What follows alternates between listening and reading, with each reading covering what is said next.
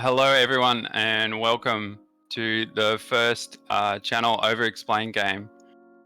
Today, I'm going to be joined by Babalutherking. Hi guys. Baba's a newer Civ 5 player, but certainly capable of beating Deity AI. But today, what we're going to do is go through a game together. He's going to drive, and I'm going to try and share some of my game knowledge with you and with him. So we're going to upload this to both of our channels. So if you're viewing this on my channel, go and check him out. We'll put some links in the descriptions for you. He's a newer content creator, much like myself, but he's got some really great stuff. So yeah, definitely check him out. Thank you very much for the kind words. Yeah, thank you so much for having me. I'm really looking forward to this, and it's actually my first big YouTube project. And yes, as you can hear, I got a little accent. So since I'm from Germany, so I hope you're forgiving. You're forgiving for any possible speech impediments. But yeah, I sure hope that I can actually put up with the English language for once. No, I think you'll be fine, man. I think they struggle with my strong Australian accent at times as well. So that was actually the first thing that I noticed about you was your accent. Like I was, I really have to like listen to it or get accustomed to it. But now it's just very, very normal for me to hear you. So all right, okay, perfect. Shall we jump into the game? Yeah, sure thing. All right, so. We're going to play on what's considered the standard sort of multiplayer settings, so that this video can be applicable to both single player and multiplayer.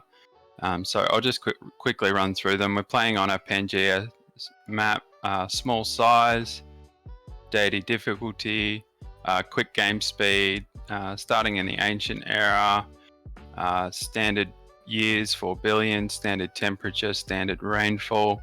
We're playing on low sea levels, which just gives us a little bit more space. Strategic balance, so that we're guaranteed our horses and iron and oil. Time victory turned off. Not that that's very likely in a single player game or a multiplayer game for that matter. We've decided to play with Germany. Since it's fitting. Because yeah, it's very fitting. It's also a Civ that is not extremely broken, but it's also pretty reasonable. Its game bonuses are pretty decent, and we can talk about those when we get into the start. Sure. Yeah, so I'll just hit it and no worries. Hail, mighty Bismarck. And we're not going to cheese starts either. We're going to play whatever we get this very first one. Yeah, oh wow! This is looking great. Flat desert is my favorite. Yeah, so we got the famous flat desert pearl start. So for anyone who doesn't know, and I don't know the exact reasons, but there is a higher chance that pearls spawn near desert. And pearls are one of the worst luxuries in the game.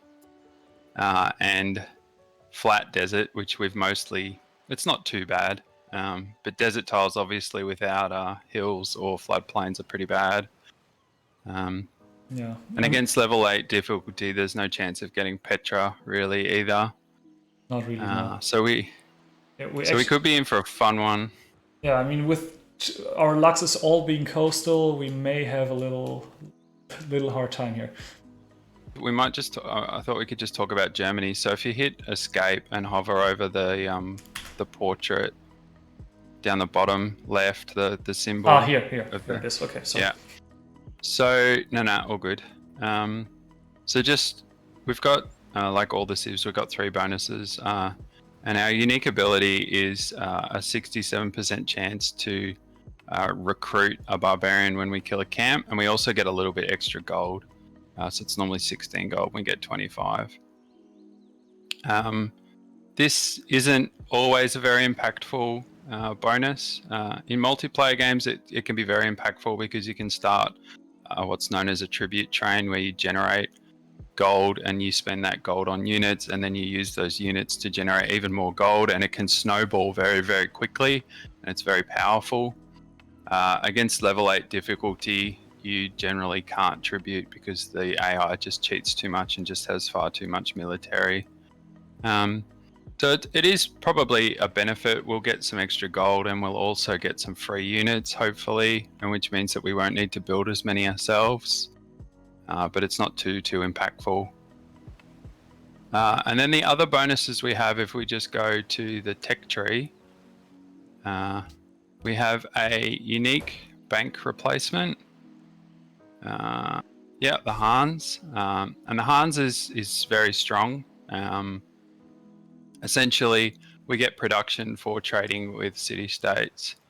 And this is probably more relevant in single player than it is in multiplayer. In multiplayer, people will use the World Congress to ban trading with city-states. Almost always when you play Germany, you really have to prioritize Forbidden Palace and city-state allies to stop that from happening. But generally the AI is not going to do that. The AI likes trading with city-states, it likes gold. So we should be able to get quite a lot of production from a fairly early point in the game if we like. One synergy you'll note here is that we benefit from extra trade routes. So Petra and Colossus would be really nice wonders, but typically you can't get them against like the early wonders are almost always taken. Like generally you can't really take anything before medieval unless you got like really lucky. Yeah, so the one thing that we might be able to get is if the AI doesn't settle any coastal cities, we might be able to snag Colossus. Yeah. It's pretty rare, but we'll show you a trick with the scorecard so we can see if the AI has settled any. Actually, does that work on level 8 with all the extra units? Yeah, with all the extra units, I'm not too sure. Usually it's when you go here and enable the on interface the single player or multiplayer score list, you can see. Oh no, I'm not sure if it works. They obviously haven't settled, but usually when you get like this score here, and if you settle a city inland with all tiles being land tiles, you get 25 score. Am I right? Yeah, except so you'll get less than 25 if you settle next to coastal tile, a lake tile, or a marsh tile. Oh, marsh tiles as well. I didn't know that. Okay. Yeah, it's actually not perfect because people can settle next to marsh and you can think they're coastal when they're actually not. Okay, I didn't know that. Yeah, I didn't know that for a long time either, but yeah, it's caught me out. So. Okay, yeah. Okay. First thing I learned today. Perfect. So yeah, but I don't think you can see the AI already has like 24 score each with just having all those units already. They got workers, warriors, spearmen, I think, and I think they start out with 2 settlers or deity, right? Yeah, they start with 2 settlers. Yeah. So it's not really representative. There's I don't really know whether or not to check whether or not the deity actually settled coastal or not. Yeah, I'm not sure if we can either. That's all right. And then the last bonus that Germany gets is a unique tank replacement, the Panzer. So Panzer's quite strong. It's got an extra movement, and it's also got, I think it's an extra 10 combat strength. So when we get to late game, we could potentially do a tank timing. It's definitely a suboptimal play in single player, but it could be a fun way to end the game if we're feeling that we're confident and we're far enough ahead that we can do it. In multiplayer, tank timings can be a real thing, but we'd really have to cover that in a separate video. Yeah. They're very specific and very all-in sort of strategy. Yeah, so that's our civilization, and it doesn't really educate our start all that much. Our civ doesn't really impact what we're going to do with this start. Yeah. Does Germany actually have a starting bias? Do you know? I'm not actually positive. I think they I'm going to Google it real quick. Yeah, sure. I think they might have Avoid Tundra, which obviously didn't work out. But I'm not too sure. I don't think they actually have a starting bias. I may have gotten ahead of myself here. So Civ Fanatics is saying they don't have a start bias. Okay. And that's interesting, actually. No start bias is usually one of the worst start biases because you get dumped on whatever's left over. That's how it works. So the map generator actually checks for starting biases and then puts them down, and the civs that don't have any starting bias are left out, or they get placed last. Yeah. So the way it works is the map's generated. Venice gets placed first. They have a super bias. They almost always spawn coastally. Okay. Then the coastal civs go next, I believe, and then all of the other biases go, and then anyone who doesn't have a bias goes last. Okay. Yeah, that's. And they pick.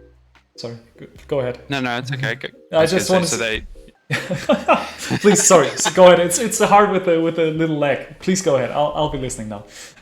Yeah. No worries. It's all right. We'll get used to it. So they basically the AI picks a spot that is theoretically balanced. There is some sort of point system that's assigned with the average yield that's within a certain distance of your city. But as we all know, that balancing's pretty damn bad, and you can get some. This start's not the worst, but it's not great either. Yeah. So. All right. You were going to say something. I was just going to say that the no starting bias really worked out for us. Your flat desert with tundra inside is really, and like 2 hills, really good, really good. All right. So the first thing we should always do is move our warrior. Yep. And we pretty much want to move in a way that reveals the most tiles that are going to influence our decision. So what I mean by that is there's a 0% chance we're moving off the coast here. Yeah. Like, even if we found Uluru, I don't think I would move off the coast here. So there's no point revealing inland tiles. Yeah. So that means we're either going northeast on the oasis, or we're going southeast here. Yeah. So given that there's tundra down here, I think I would prefer going up. Yeah, I'm fine with that. The other reason that I like going up is that the ruins that are to our south are likely to be safer from the AI. Yeah. 100%. So we can scout those last. I really don't think we're going to see anything that's going to suggest we should move, but let's move and we'll find out. There's a kettle here, but it's in reach of the city. Yeah, that's nice. So there is a mountain, but it's not worth moving for a mountain. Yeah, we'd lose the wheat as well, so. Yeah. And just one thing that's good for any newer viewers is Bubbo's moving 1 tile at a turn with his scouting, and that's so that you don't accidentally slam a unit in the fog of war that you can't see. Also gives you better decision making. You can move 1 tile and then change your decision of where you're going to move. Yeah. So, because it happened one too many times to me that I actually slammed my scout into the fog of war, and there was a barbarian unit there, and my scout died. So yeah, I'm not doing that anymore. Yeah, we've all been there. Yeah. It's not a good feeling. Yeah, but sometimes I forget to move 1 by 1. But since we're trying to play perfectly here, I'll try to stick with it. Yeah, actually, perfectly is an interesting sort of concept too, because to me, there's 2 ways to play Civ in terms of single player.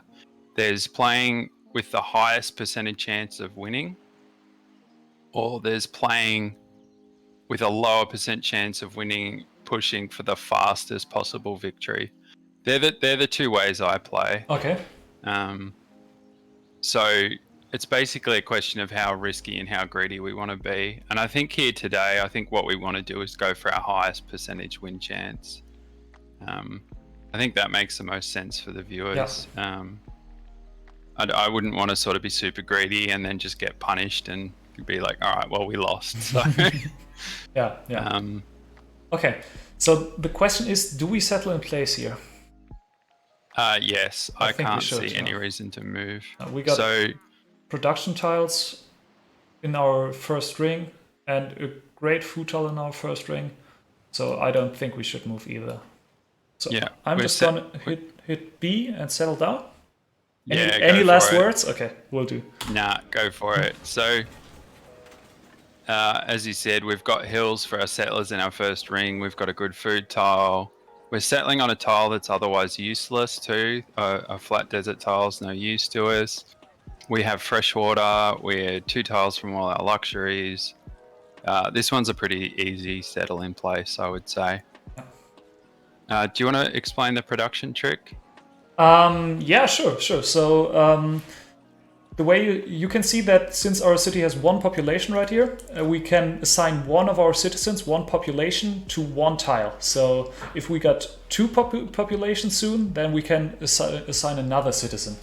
So what we're doing here is we're going to click this twice. So we're locking it down, and then we'll switch to production focus. The way production focus works is every round, the food is being counted first. You see there's food, gold, science, faith, culture, and production. And I'm not really sure on the exact order in which they are calculated, but always on the end, like on the very beginning of the round, the food is calculated. So it determines whether or not we grow. So if we were to grow here, our food would be calculated first and we'd spawn a new citizen. So one of those tiles would be assigned by our governor, and if it's on default focus, I don't actually know what it goes for. Does it go for gold or for? It just goes for the highest yield tile. Oh, the highest which is usually a gold tile. Yeah. So it could give, if we were to grow and would have it on default focus, there's like probably 50% chance whether or not it spawns on the fish or on one of those hills.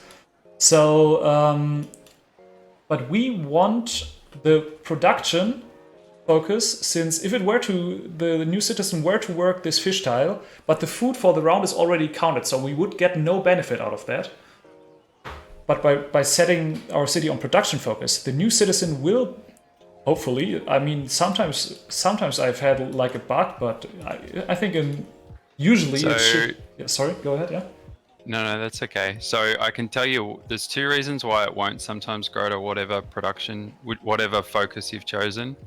The first one is it won't go to stagnation or to starvation.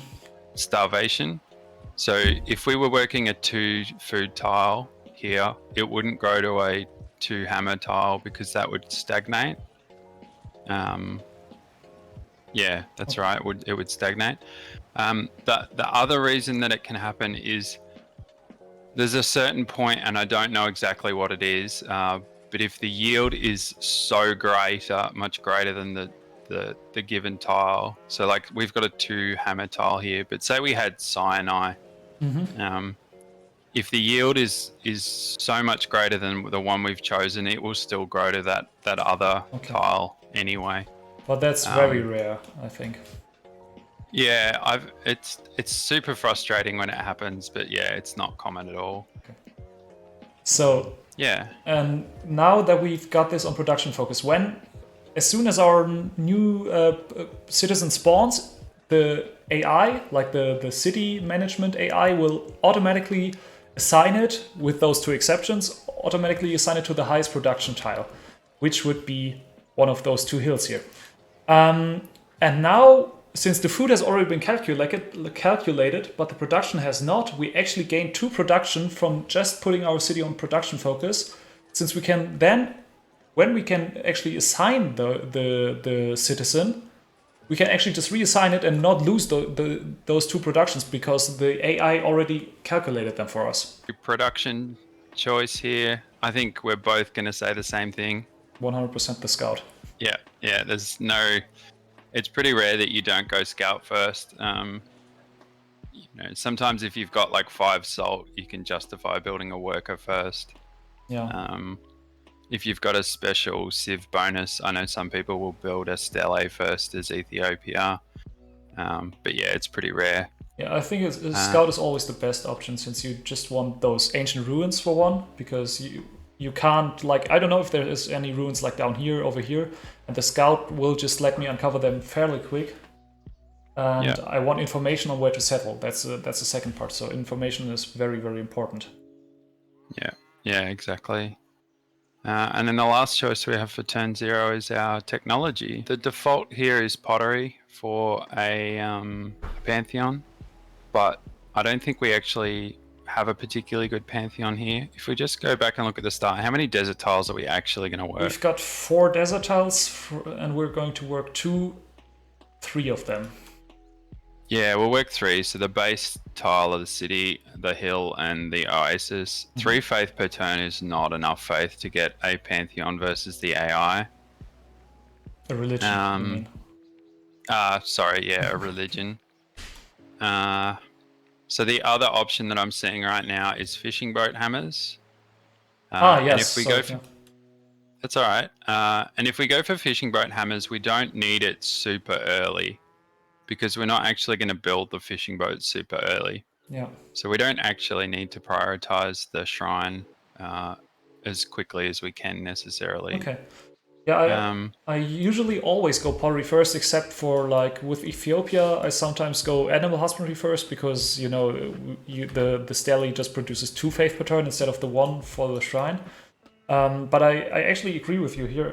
I never really thought about it that way, that we don't prioritize our pantheon, because that's what I usually always do. I always try to get a religion, but against the AI, it can be very frustrating. Yeah. Yeah. So there's a chance that we have expands that have desert tiles. We don't know that right now. Yeah. And if we do have an expand that has desert tiles, we've got a reasonable chance of getting a religion, I would say. If we get an expand down on something like turn 20 and it's working, it's settled on desert and it's also working a desert tile, we'll be making 5 faith per turn plus the shrine, so 6 faith per turn pretty quickly. So we are, if we choose not to go pottery, we are, giving up the chance of getting a religion based on whether we can pick desert faith or not. I wouldn't pick it just for these 3 tiles. Yeah. So how much faith per turn do you deem as realistic to actually compete for a religion? Like with just your pantheon? Versus the AI, it's sometimes like 4 religions will go on like turn 30. Like that happens. The AI just cheats really hard, and sometimes you just haven't got a chance. If you go to victory conditions, does it show us which civs are in the game?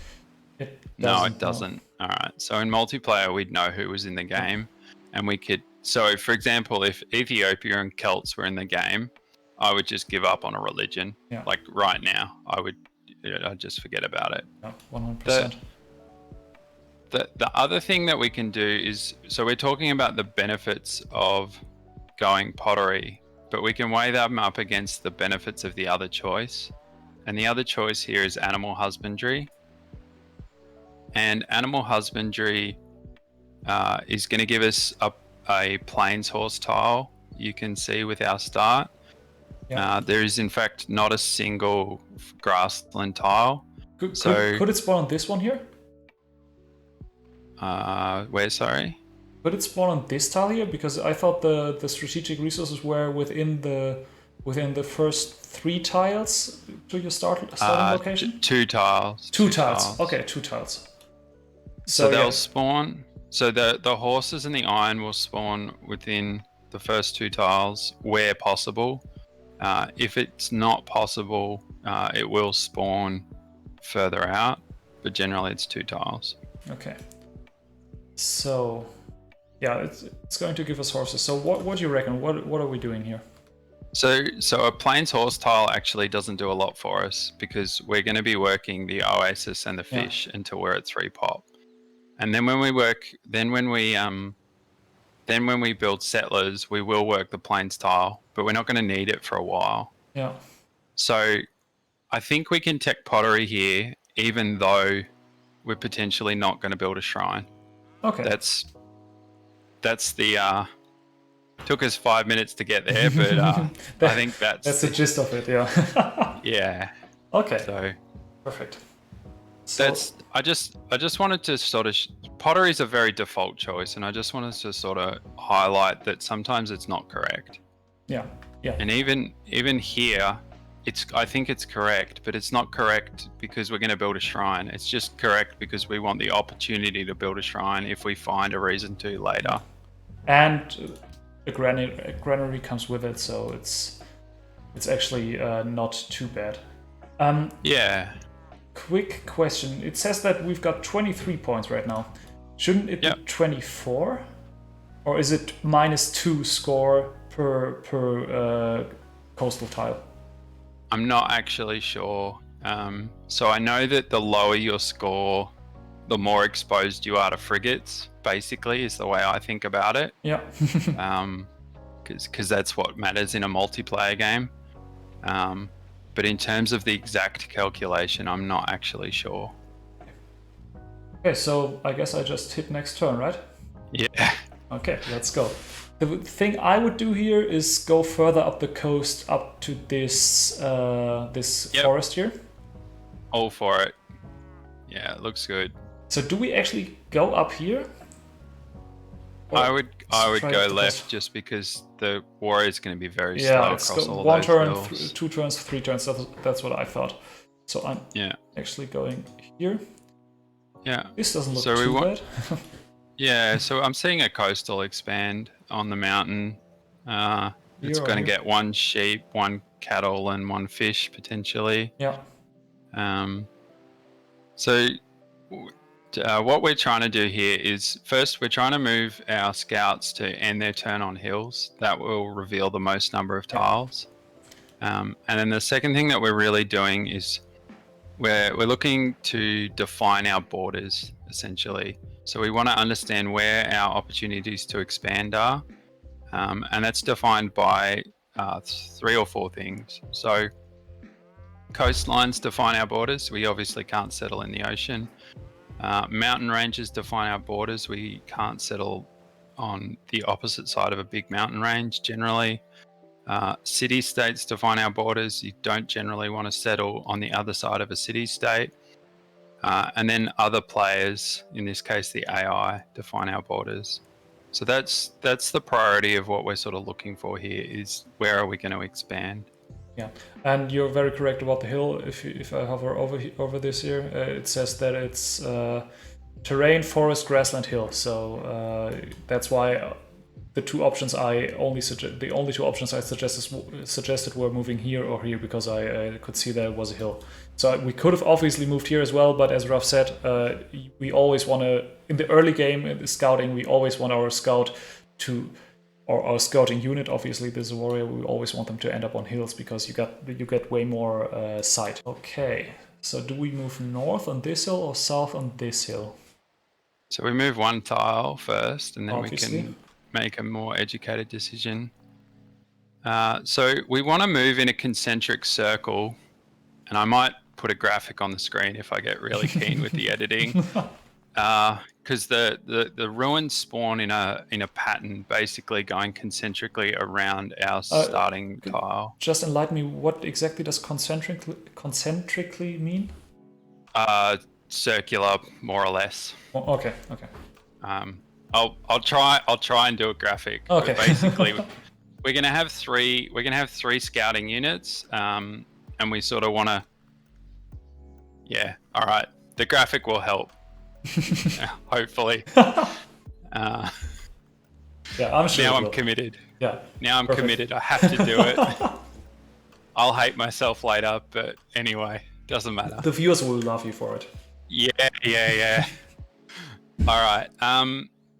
What I'm seeing is the Northern Hill has too much rough terrain, so we can actually just go directly west here. I don't think going... I think we can actually see a mountain here. So, I think... You actually want to go here?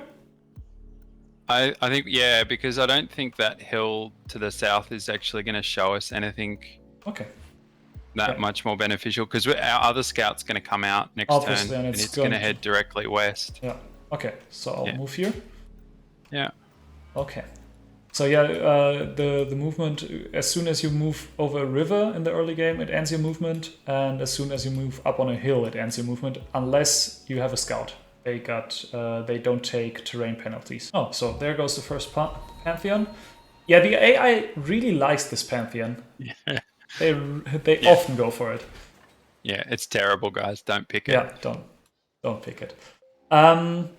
Okay, so now we've got our scout. Let's handle him first. Oh no, actually, as you can see, the production focus worked, and our city grew to this tile here.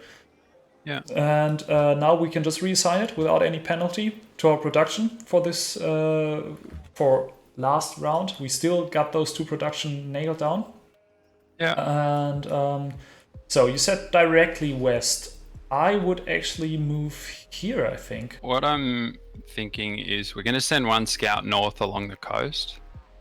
Okay. I think that's a given. Yeah, 100%. And I think we're going to send the other scout west-ish in general. Okay. What I'm quite willing to do is to leave the tiles south of us till last, because they should be protected from the AI. Yeah. So we can move 1 tile onto the hill, and then we'll see what we see, and that doesn't really help. Yeah, we'll just move straight west, right? Yeah, because the southwest. All right, so we've revealed some marbles, so that's our first potential expand, somewhere settled within 3 tiles of that. Maybe probably here. on that river hill, if I had to guess. Yeah. So what do we do with the warrior? Move on the bison first, right? Yeah, definitely. So there's our first ruin. Yeah. So we want to cross the river this turn. Obviously. But to which tile? Because they're both in range of the ruin next turn.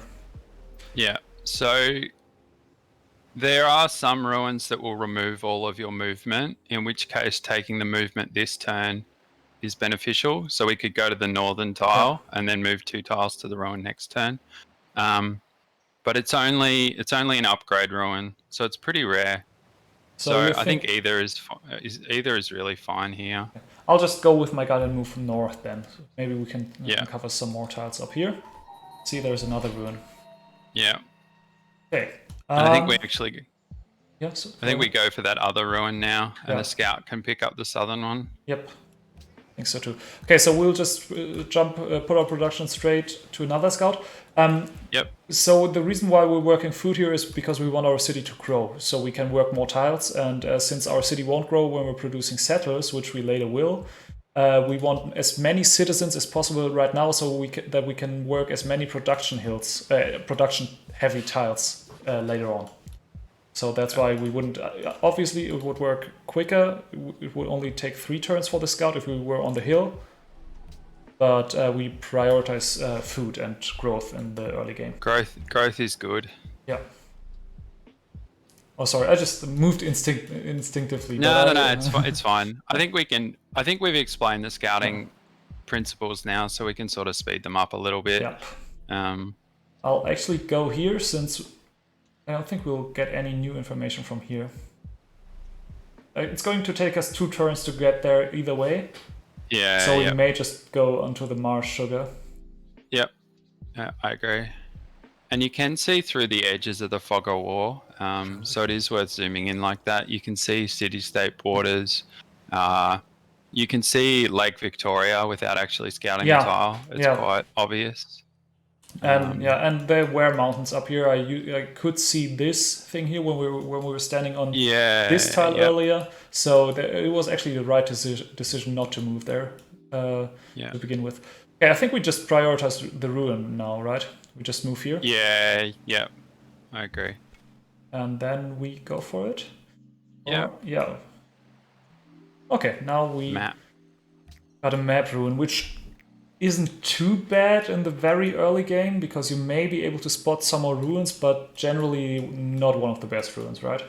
Nah, I don't mind when it. The biggest problem I have with map ruins is we still have to scout those tiles that it hasn't revealed, so it sort of makes it redundant. But yeah, it's fine. So now for me the obvious next pick in research is animal husbandry, because we want to reveal our horses and we don't have any immediate need to build a mine since we don't have a worker or to chop forest. This actually reveals the horses for us. So that's what I usually pick as a second technology to research. Yeah, so revealing horses here will give us our third tile for settler production. So that's what I want for sure. Okay, we just go for the ruin, right? Do we actually move here first? I would say no, because it's only one. I think it's one reward out of like 5 that actually removes all of your movement, so it's less common. Okay, so let's hope that we don't get a pop ruin here. Yeah, so that's a good point. My rule of thumb in multiplayer, at least, is to only delay picking up ruins for a pop ruin where we grow in 1 turn. Okay, so we're growing in 2 turns. We're growing in 2 turns here. Now, sometimes that's just a rule of thumb, right? And you'll break those sorts of rules all the time. And it's actually not a terrible choice here. So what we could do is if we go on the hill directly to the west, just to see if there are any scouts around from the AI, and I'm not seeing any. So we could greed this here and go onto the hill. Yeah. I'm feeling confident. I think we should do it. Yeah, the map ruin sort of helps us in that regard. There's not like a capital right there. Yeah. So I think we can greed it here. So the reason why we don't want to risk a pop ruin is because we're growing in 2 turns either way. So the ruin could give us an additional population in our city, but we get that in 2 turns either way, which sort of makes it redundant, I think. It does give you more total food, but it's definitely less impactful. Yeah. Like, we wouldn't have the time to grow to 4 pop before we wanted to start settlers. So, yeah. Now, you could make the same argument about technologies. So in 2 turns from now, we're going to be 2 turns from finishing animal husbandry. Yeah. And then we could lose, instead of getting a full technology worth from a tech ruin, we could get only 2 turns. But the population ruin is just so much more impactful that it's pretty much the only one that I will ever delay for. And in general, I try not to delay more than 1 turn. Yeah, I definitely agree with you there. So I've got a question about the technology ruin. Because sometimes when I actually discover a new technology in a ruin, it's not always the technology I'm researching. Sometimes it's mining, sometimes it's sailing at this turn. So do you know how exactly that works? Does it give you a set amount of science, or? No, so it'll just give you any technology from the ancient era that you can research currently. Okay. So that's actually another good point. So by researching pottery, it's given us the access to the most number of 2nd-tier technologies, which does just slightly increase the chances of getting a more expensive technology. That's not really worth thinking about. That's a super, min-max decision that is almost never impactful. And also, if we get calendar here, say, calendar's not very useful because we don't need calendar. Yeah, we don't have any resources for it. We don't have any benefit of it. So it's not super impactful. So, but basically it will pick, any tech that we have access to. Okay. So where do we move the warrior? I think you can see mountains here, so it would be pointless of moving him here. So I think the hills are best choice, and maybe then continue to the northeast. I think the rough terrain to the north is too problematic for the warrior. Okay. We want to stay fairly close to home. We're going to be building a worker next, so we're going to need to be around to protect it. Sorry guys, that's my dog in the background. I hope that's not coming through. Yeah, I would just go directly west. Onto the sugar again? Yeah. Okay. Perfect. But that's fine. We don't have to play exactly how I would play it. No, but I just, I got a vague idea, and you just really weigh the pros and cons, and I really like that. So I really don't mind playing the way you tell me, at least for now. So we're just gonna send this guy north along the coast. Yeah, north along the coast for sure. So we delay one more turn here. we could actually just move on with the scout and take the warrior to pick up the ruin next turn. I like that. I like that a lot. Okay. I wouldn't have thought of that, and I think that's superior. Good call. Thank you. So the scout, where do we move that? Yeah, so I'd go northwest, reveal those couple of tiles we haven't seen. So here's another good tip. So the barbarian camp will spawn its first unit on its 10th turn. So when we end our 10th turn, it will spawn. So we've got time to stay within range of the camp.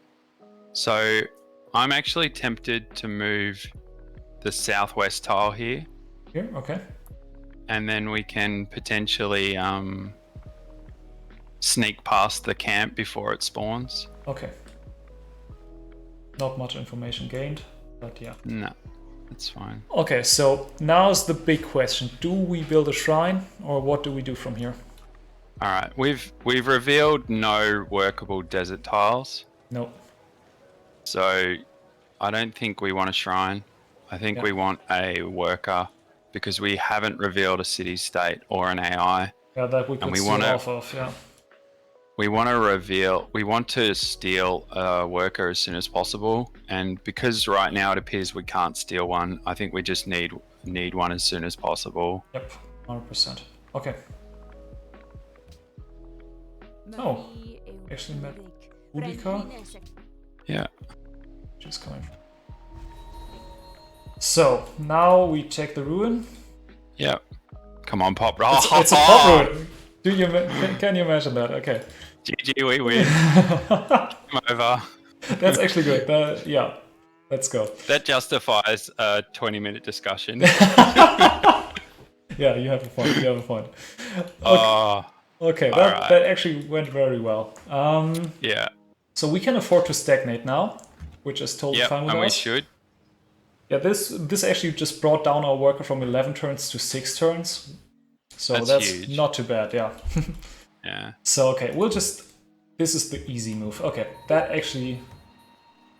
That's unfortunate, That's but there's nothing we unfortunate, can do about it. Yeah. So one trick here that we can do, I'm not sure if you know this one, we can zone out the Celtic Scout and increase the chances that we might be able to snag another rune.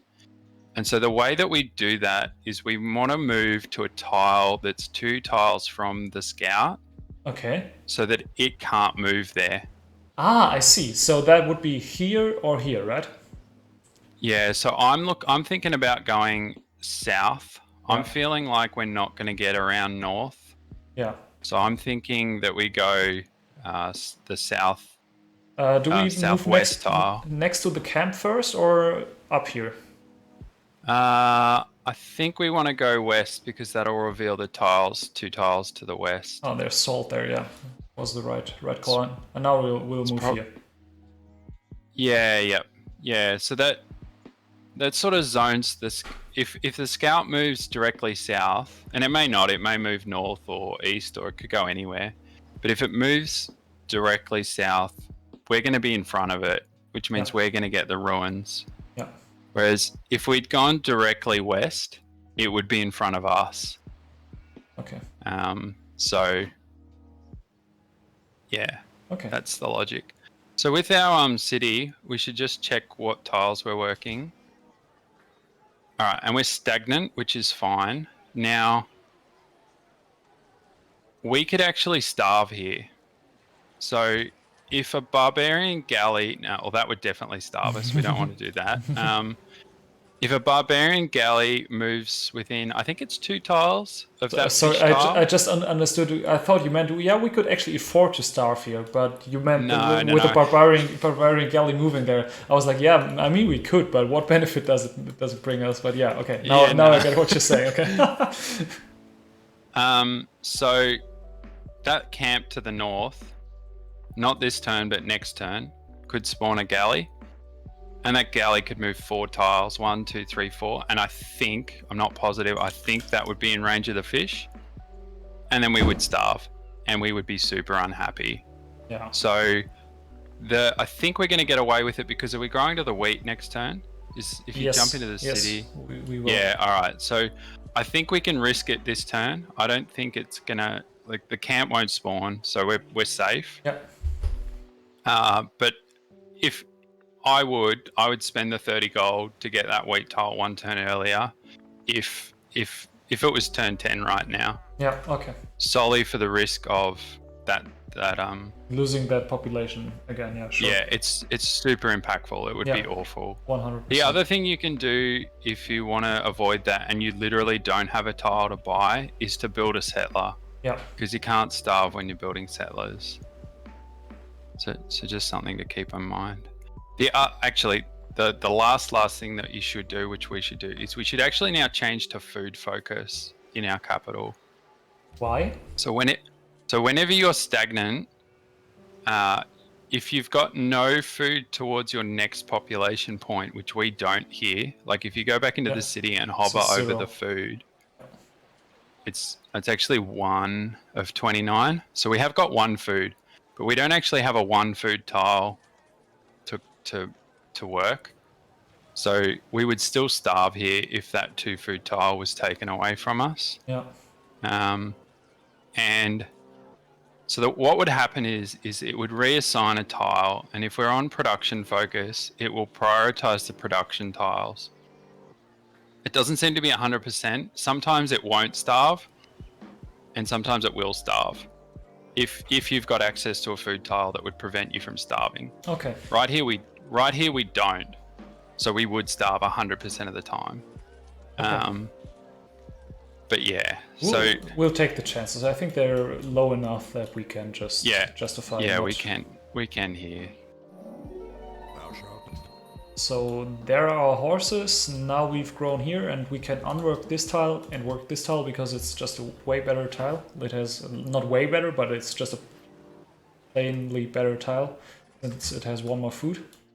And we can actually go one better. The 2 food tile doesn't benefit us, so we can work the one tile. Oh, you've got a point. And stagnant. Sure. That 1 food is not impactful right now. Doesn't make any difference for us. So do we actually go here? I would. I think they're both mountain tiles, but let's just move 1 tile and check. All right. But that's good. We revealed the pearls by doing that. Yeah. Okay, so now what I would do here is have the warrior actually move down here and swing back to the capital. Yep, I agree. So I would probably move him here first because it's going to limit our movement to here and here for the next turn, and obviously all those tiles. So here we can actually get here next turn, right? Yeah. Yep, sounds good. So what about the scout?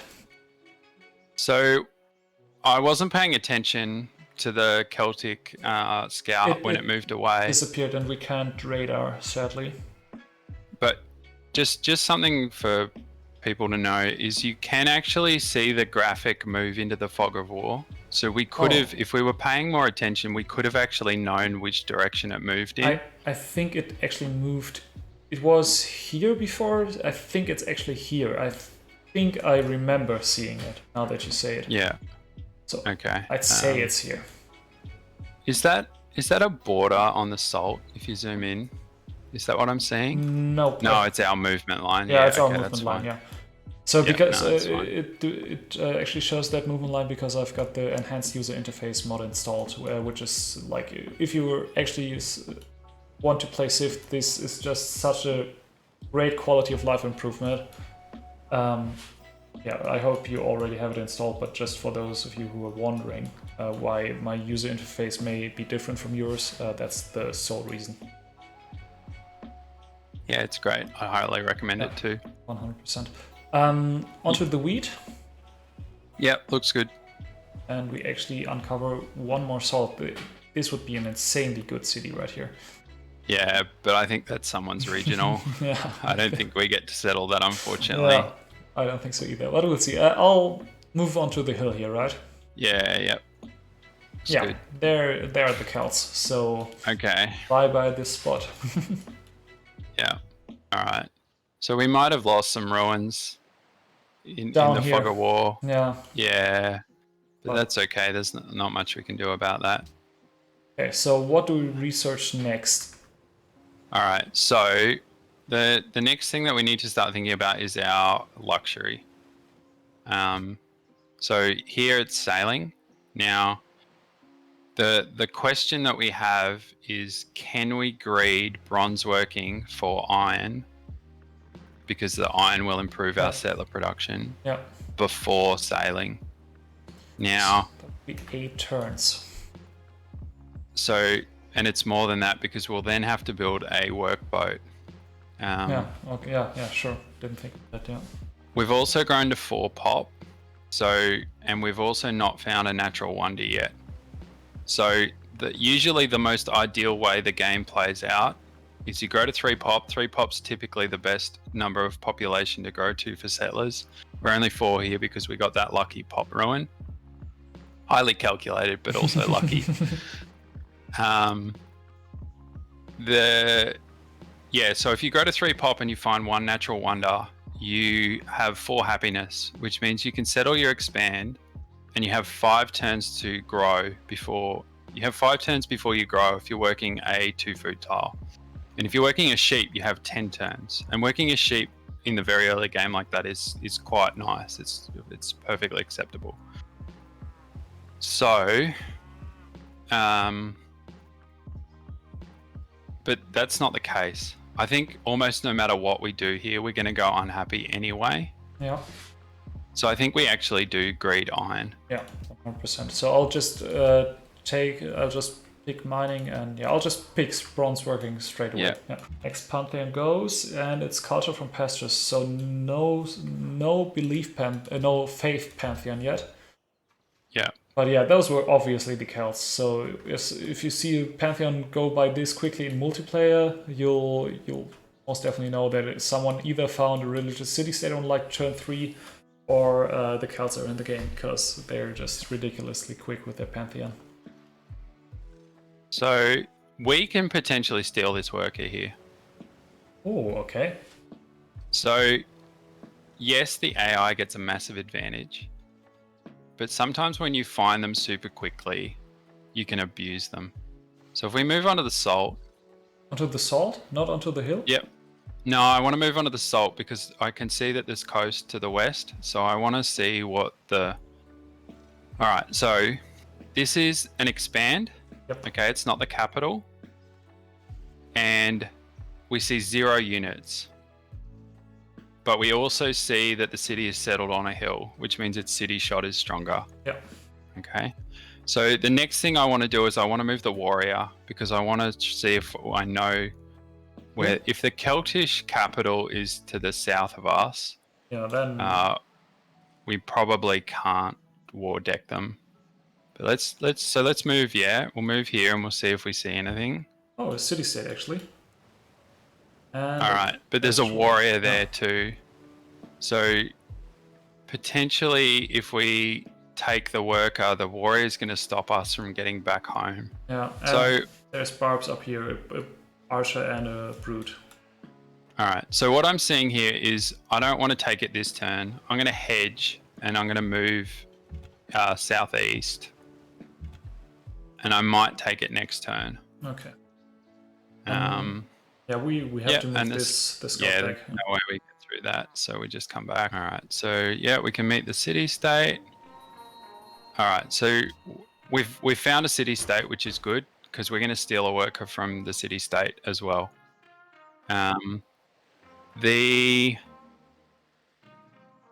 It looks pretty unlikely that the capital is south, so we could move down again. Here? Yep.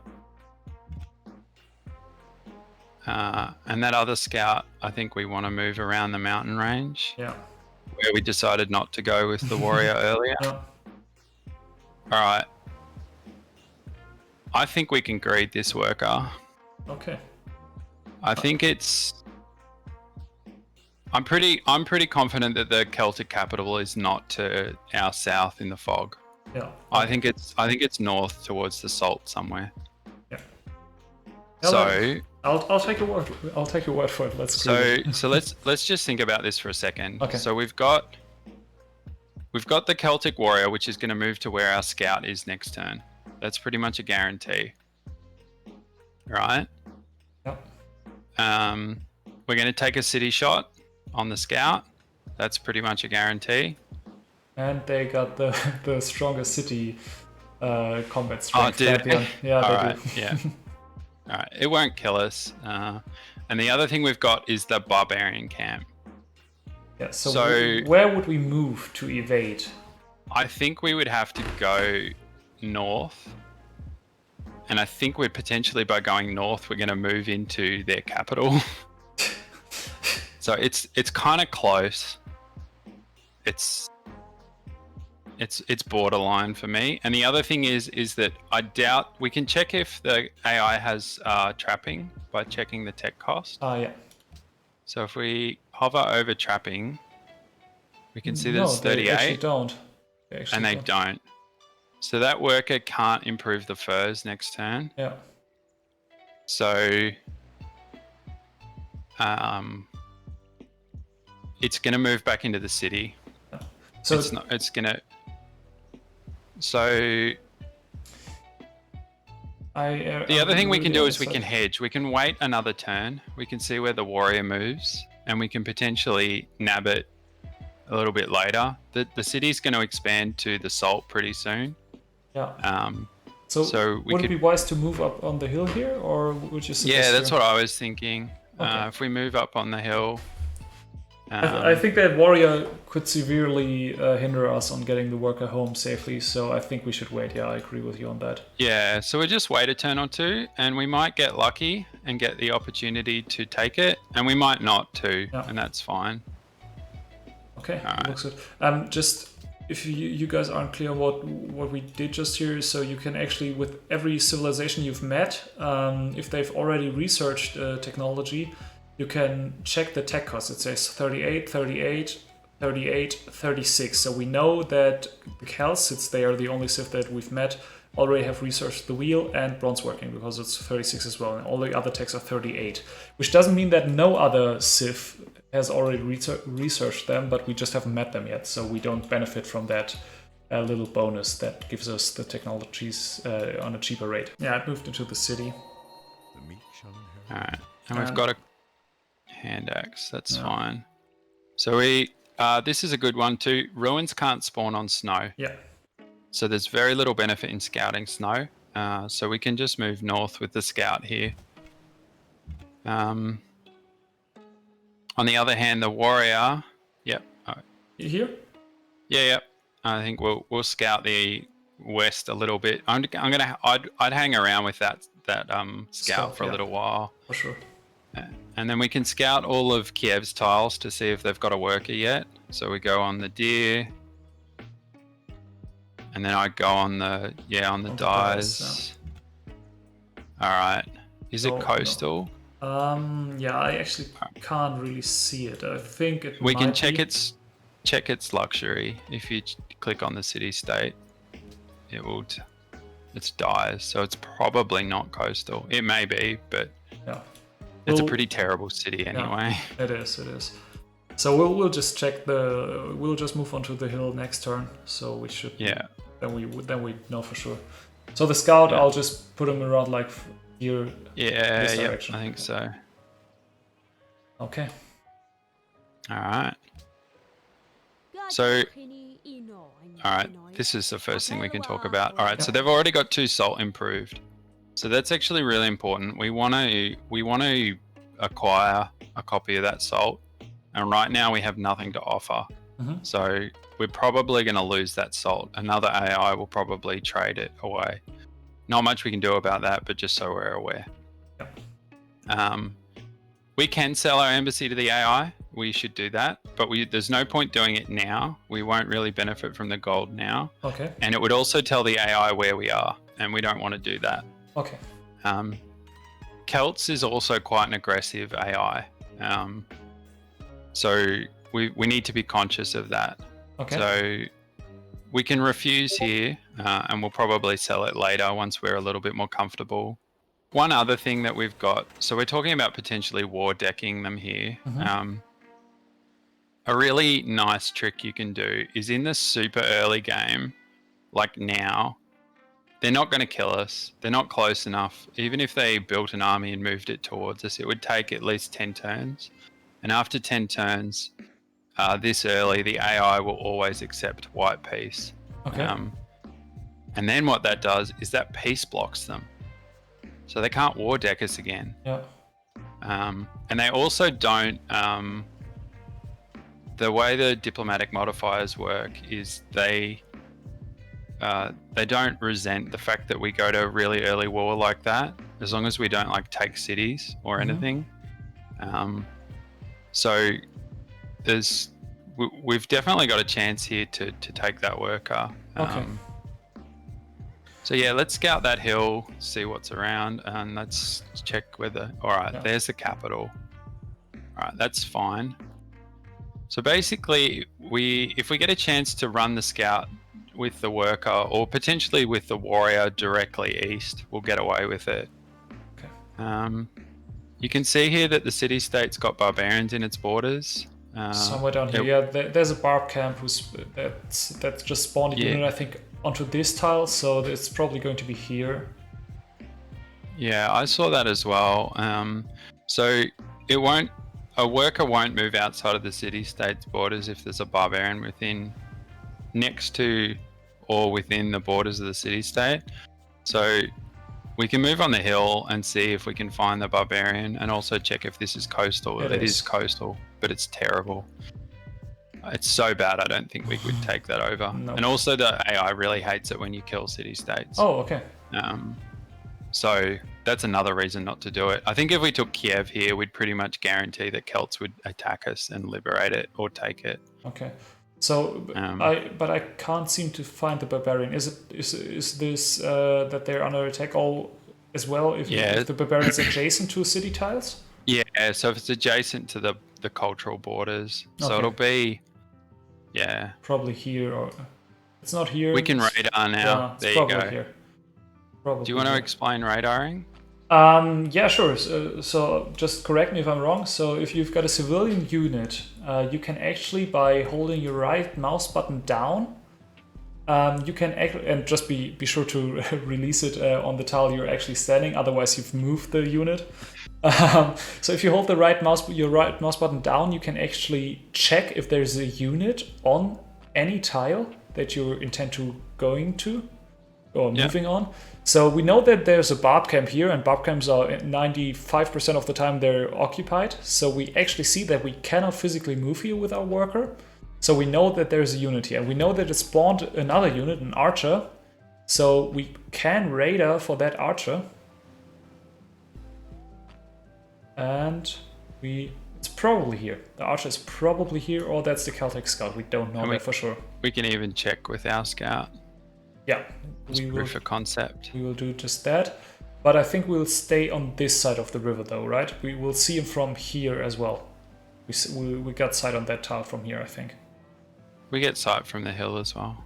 So from here we can go north. Yeah, it's there. So just as we thought.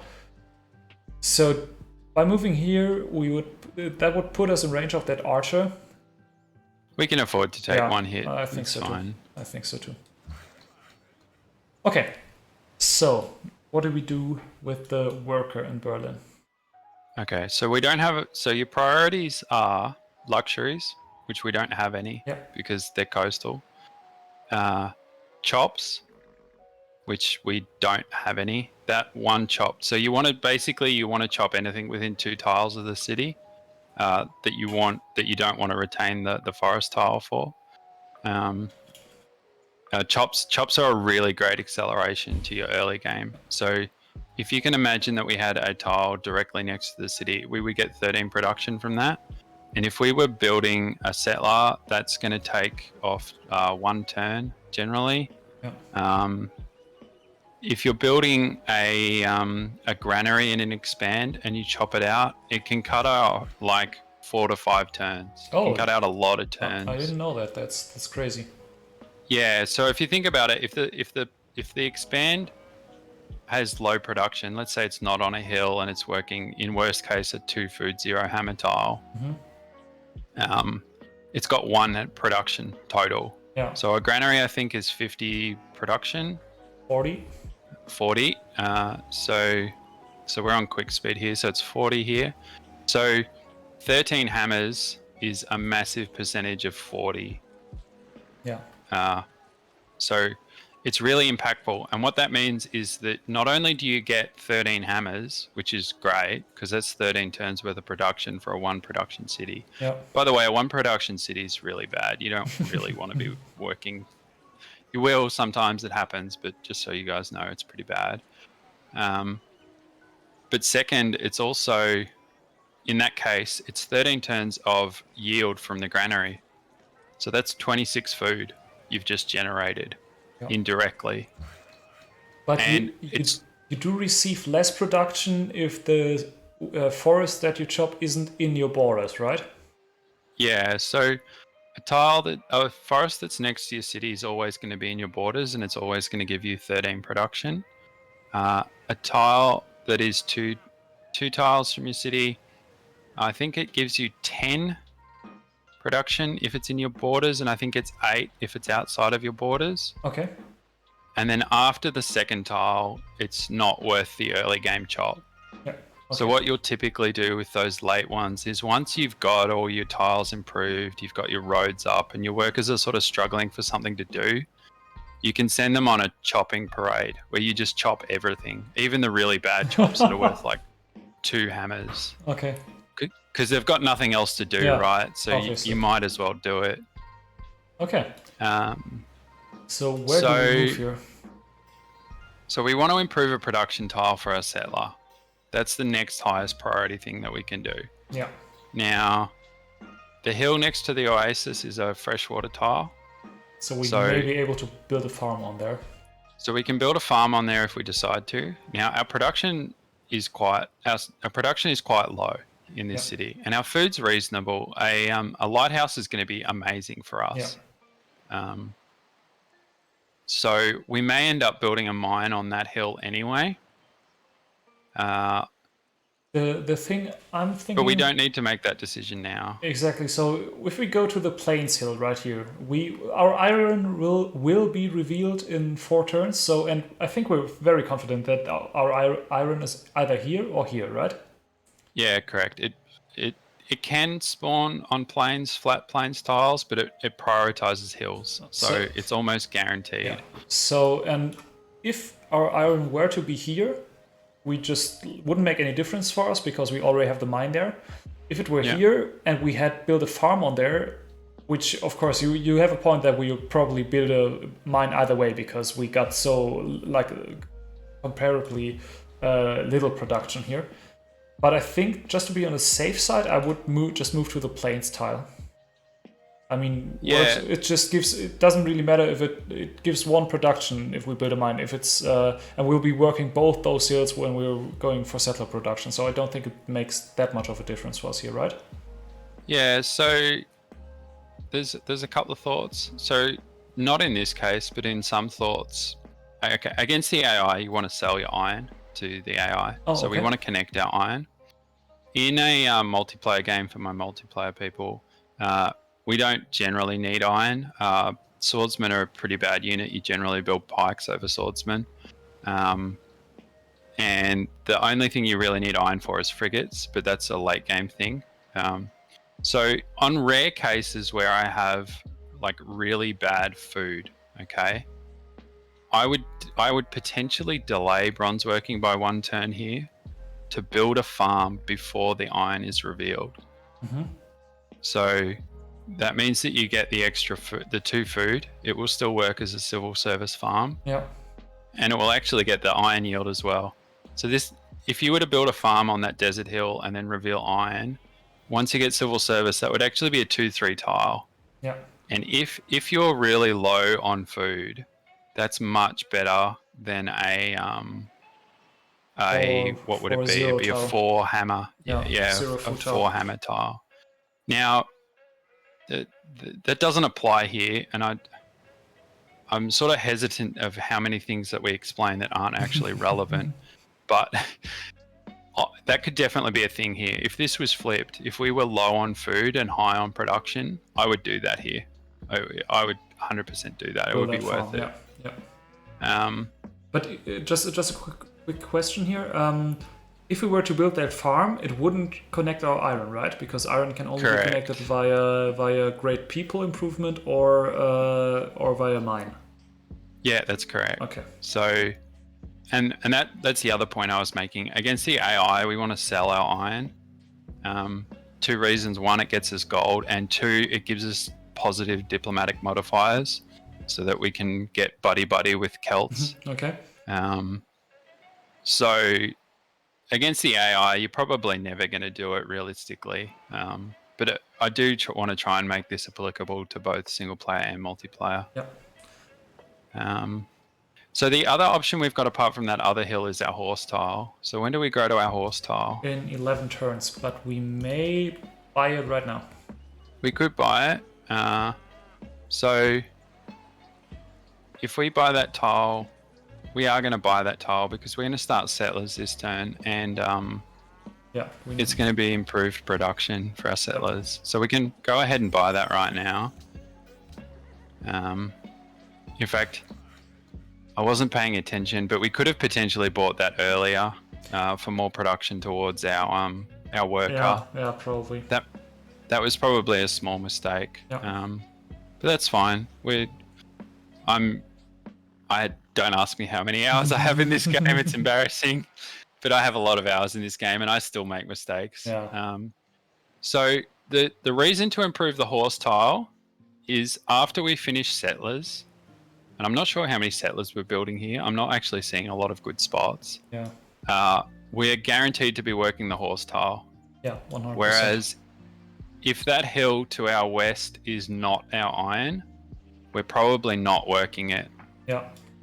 We're probably only working it if it's an iron tile. So horse tile's the best play here. Yeah, I agree. Now the other thing I was going to say, it's fine. I'm sorry. No, it's fine. It's totally fine. The other thing that I'm aware of is the barbarians. So I want to improve a tile that is most protected from barbarians.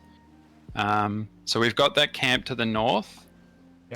And then we've got the camps to the west as well. So which one's better here? It's probably 6 or 1. It's probably much of a muchness. Okay. But just something to be aware of, I think. Yeah. If actually, what would be really interesting is when you radar to the left of that camp, the other one. Oh, sorry, yeah.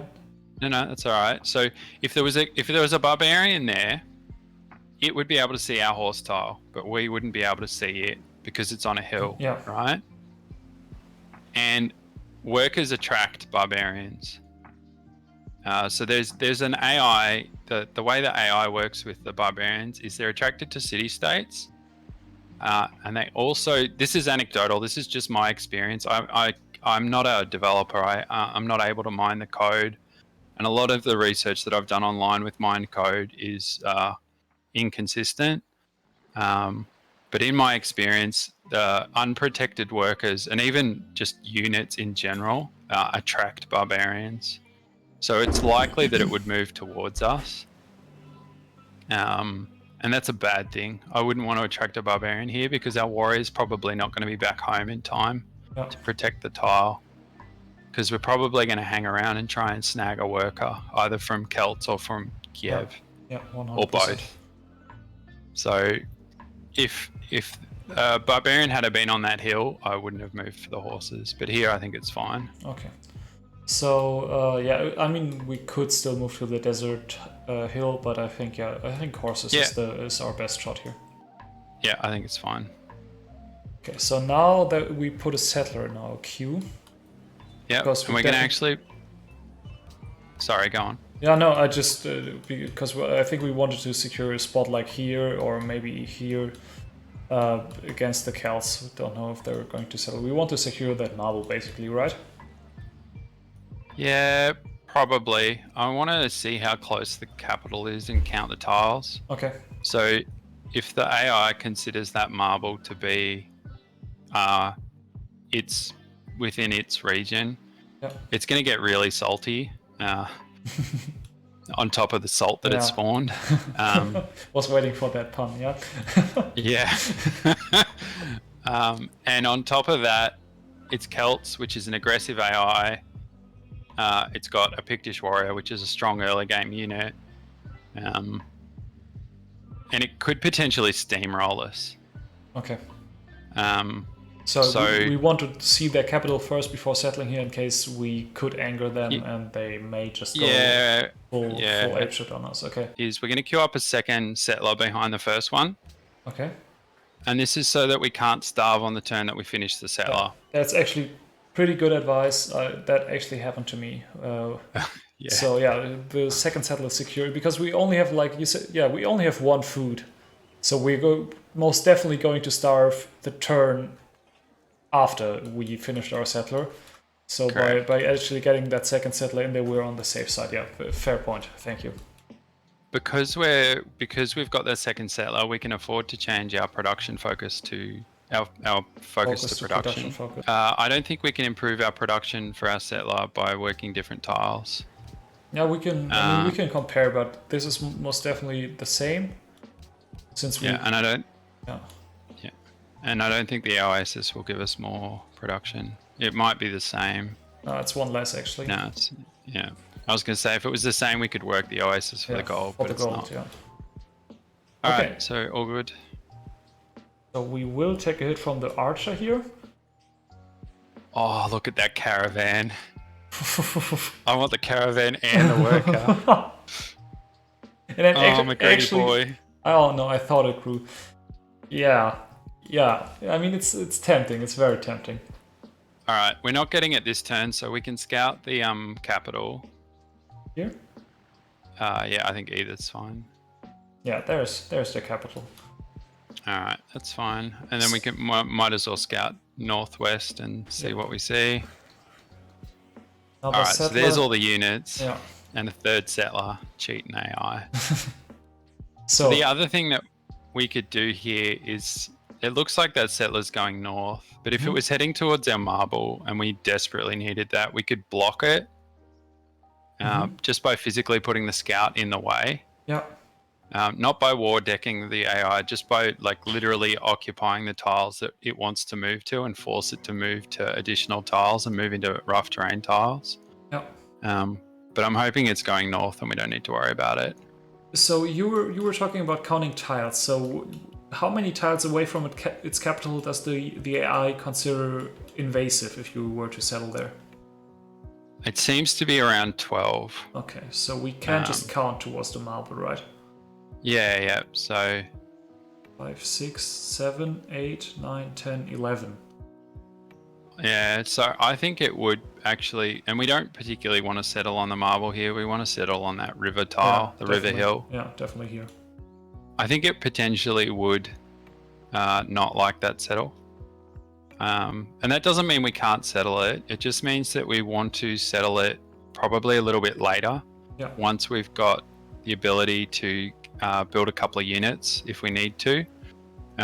If we settled that first and the AI immediately took offense to it, it could just roll over and kill it, basically. There's nothing we can do because they're just so much stronger. Yeah, they just cheat so much that there's our choices at the highest difficulty are limited to a greater degree. Okay, so I'll just go ahead and put a pasture down here real quick. Yeah. And move the scout north. Don't. Sorry. You're brave. It's all right. I've done it. We've all done it. We were talking about this just earlier, and I was like, yeah, sure. I'll try to be wary, but now I just did it. Yeah, there could have been a barb here, and we could have crashed into it. That's exactly what we were talking about like 20 minutes ago. Yeah. So, okay. That's fine. All right. So we can just leave the warrior there fortified, wait for this barbarian to die. Yeah. Now the And then big, we've got a policy. yeah, we got policy decisions to make. So I don't think we actually really need to discuss this one. Yeah, it's just tradition. Yeah, It's almost always tradition. Yeah. Maybe if this goes well, we could do a Liberty game at some point. But I think that's a separate video. Yeah, definitely. So if like you could talk for like probably 3 hours about the advantages and disadvantages of liberty, tradition, and all the other social policies. So that's going to take way too long. In general, just usually you always want to go tradition unless there is like a big exception. Okay. Yeah, and what's that other pantheon that's just gone?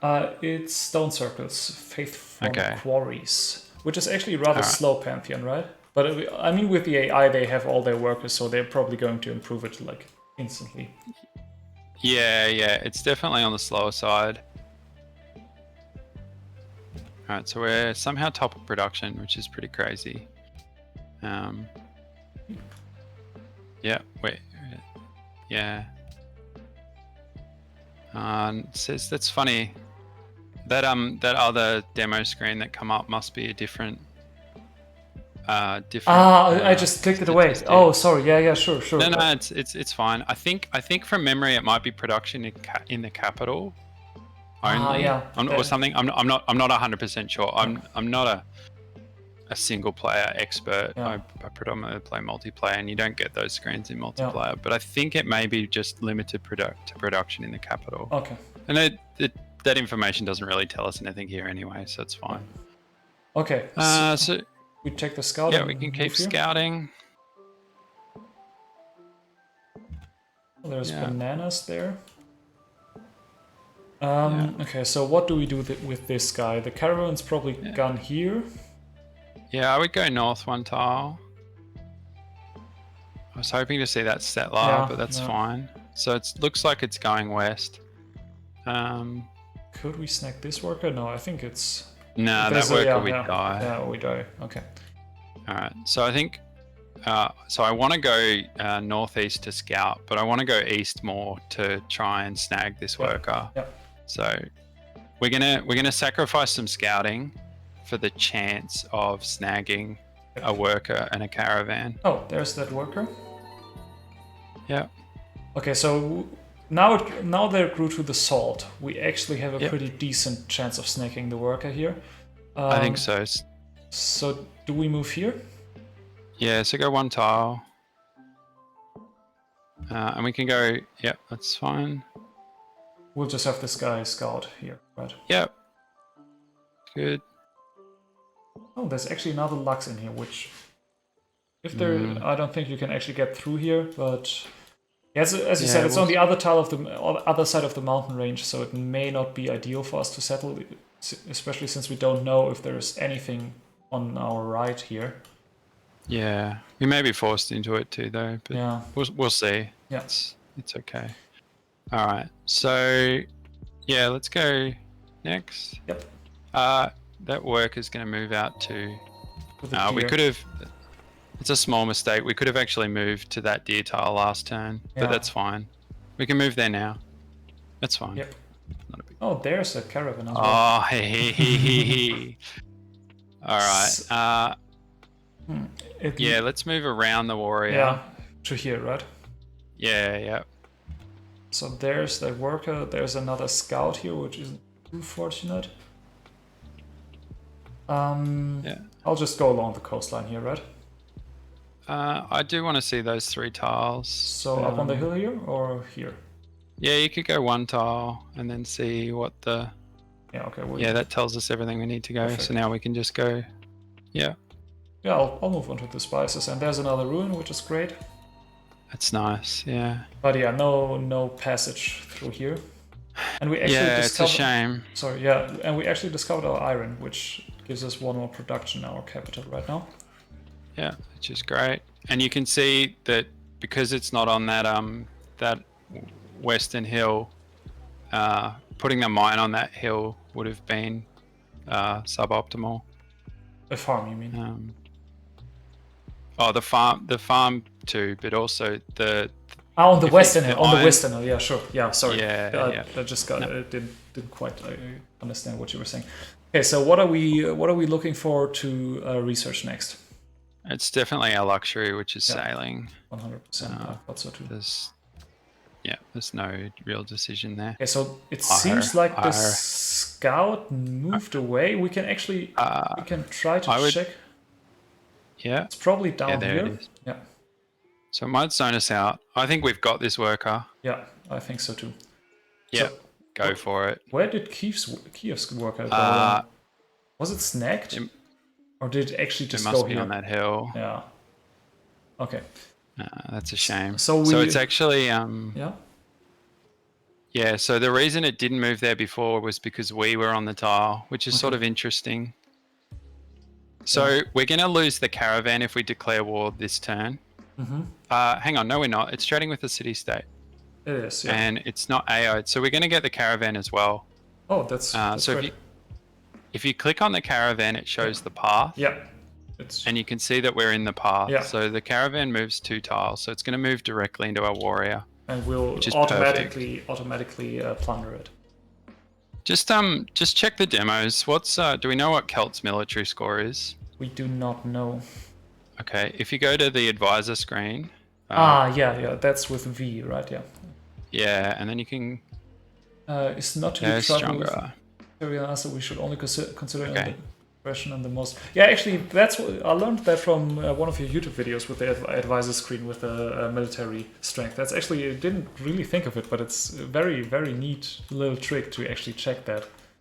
Yeah, it is nice. So I'm just looking for any reason not to do this.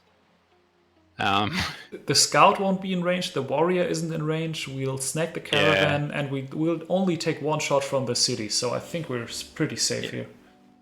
Yeah, I agree. So let's do it. Let's do it. And she's grumpy, of course, but that's fine. So we need to keep our warrior here for 1 more turn, though? Otherwise we won't get the caravan? Yeah, so the only spot if the trade route was heading directly west, I would move 1 tile west, but it's not. It is. It is. It is. I would actually move 1 tile west here. Okay. And we'll still get it. And just, perfect. That's good. Okay, and now the thing comes into play where I said that I can actually finish the pasture and we'll actually get the yield. Sorry. No, it's all good. All right, so we just so you know, you'd still get the production this turn. Oh, okay. Is it happiness then? Yeah, so it connects the horses immediately, which we could potentially sell if we'd met anyone to sell them to. We haven't, and we're at war with the Celts. The other thing is the happiness, the strategic resource, roads connect. Not for gold, they won't generate gold, but they will enable better movement of your units immediately. There's something else. It's slipping my mind. There's one other thing as well. The negative to doing this is that we've committed to that worker. And I mentioned earlier that hand axe. That hand axe can see us. Yeah. And I would guarantee that hand axe moves down towards us now. Yeah, so that was a mistake on my end, yeah. Probably, because we're not going to have a unit to protect the horse tile. And we're also going to struggle to settle near that camp now. Yeah. So it's fine, but I think it might be a small mistake. Yeah, well, I mean, I definitely wouldn't have thought of it, but the way you explain it definitely makes sense. So yeah, sorry for being overly hasty here. Nah, it's totally fine. It's totally fine. So I think it may have moved towards us anyway as well. It hasn't actually got a lot of choices in terms of where it's going to go. I think it may have spawned. It could go. It may have spawned, right? Yeah, I think it spawned there. Yeah, I think it. So there might be 1 tile. Yeah, it definitely did spawn there this turn. And I don't think barbarian camps act like cities where they give the free movement. So I think that hand axe may actually have no choice but to move to that towards us. Yeah. The other thing with that is that potentially it's not worth finishing the tile because it's going to get pillaged. Yeah. So we could have made the decision to leave it with 1 turn left, And then onto the iron. just Yeah. Okay. Because it takes 2 turns to repair it, and obviously we'd have to come back and repair it. Whereas if we leave it on 1 turn, it's 1 turn. It's 1 turn. So. Yeah. Okay. Yeah. So sorry for. Oh. Nah, all good. All right. That's pretty unfortunate. It's fine. So we take our ruin here. Even brute. Actually, just picked up trapping. Just nice. Doesn't immediately benefit us, but it's still a technology we got for free, so that's nice. Yeah, it's not bad. All right.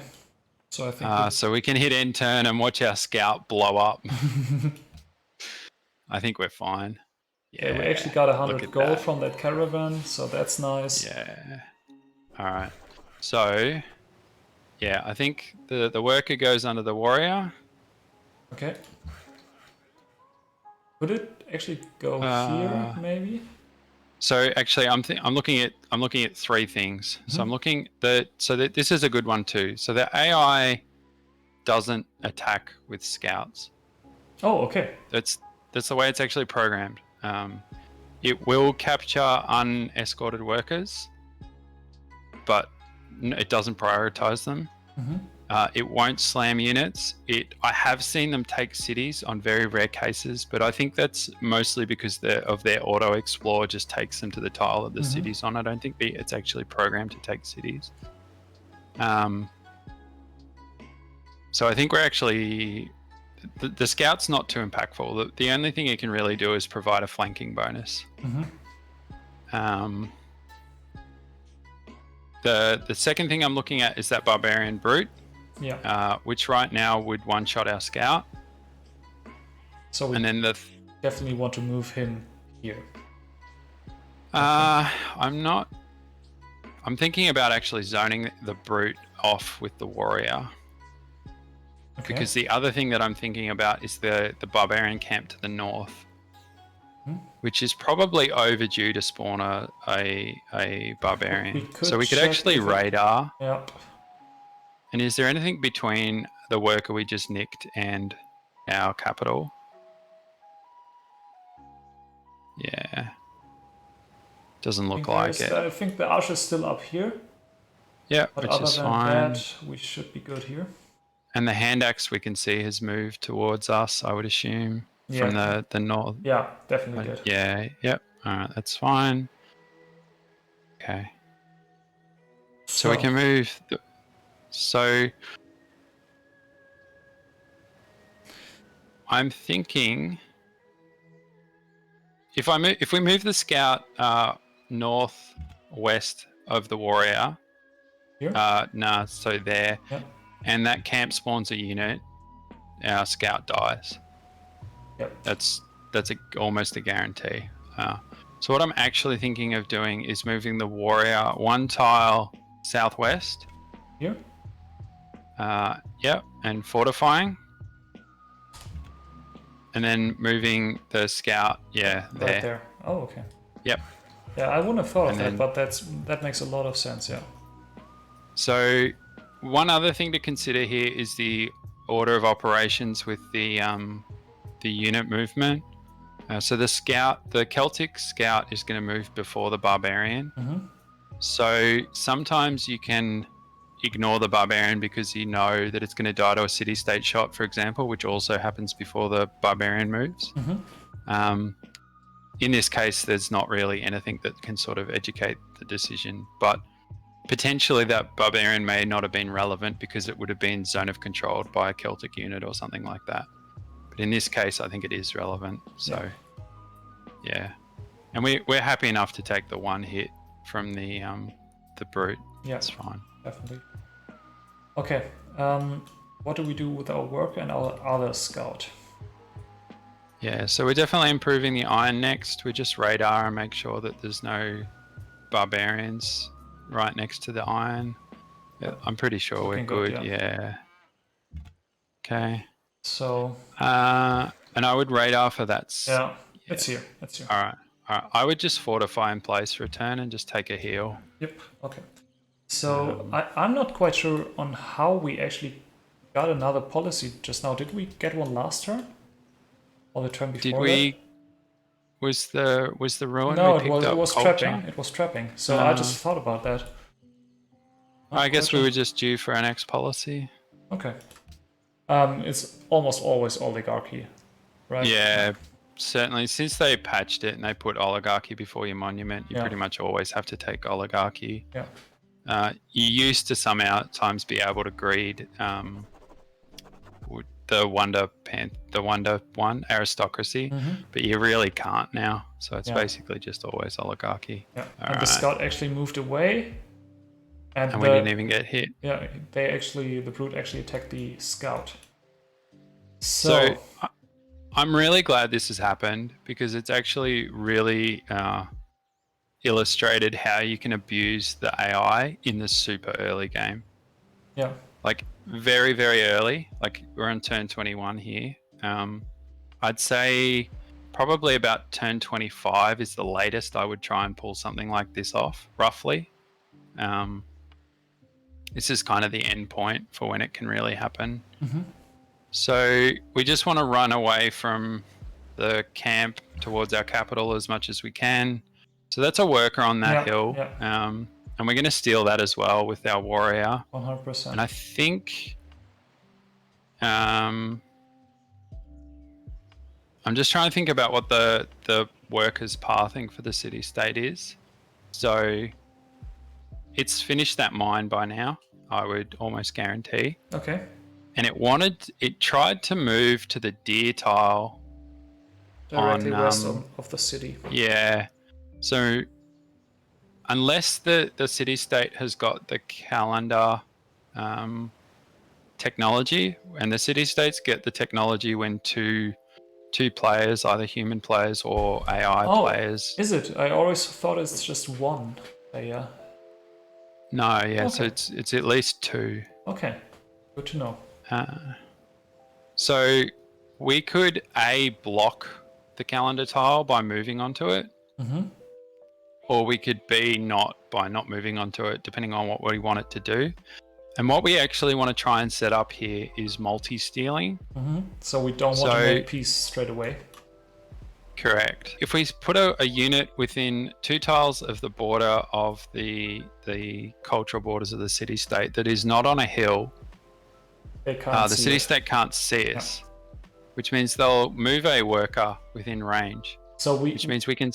What we could do is just my thoughts here is we could actually move our worker and our scout here, have the city-state worker probably go here since it can't go there, and then next turn, if the worker is actually over here, we can take it with our warrior and move the scout here and the worker so it doesn't get hit by the city, and then we can later on position the scout here in order to get the dice if they have not been improved yet.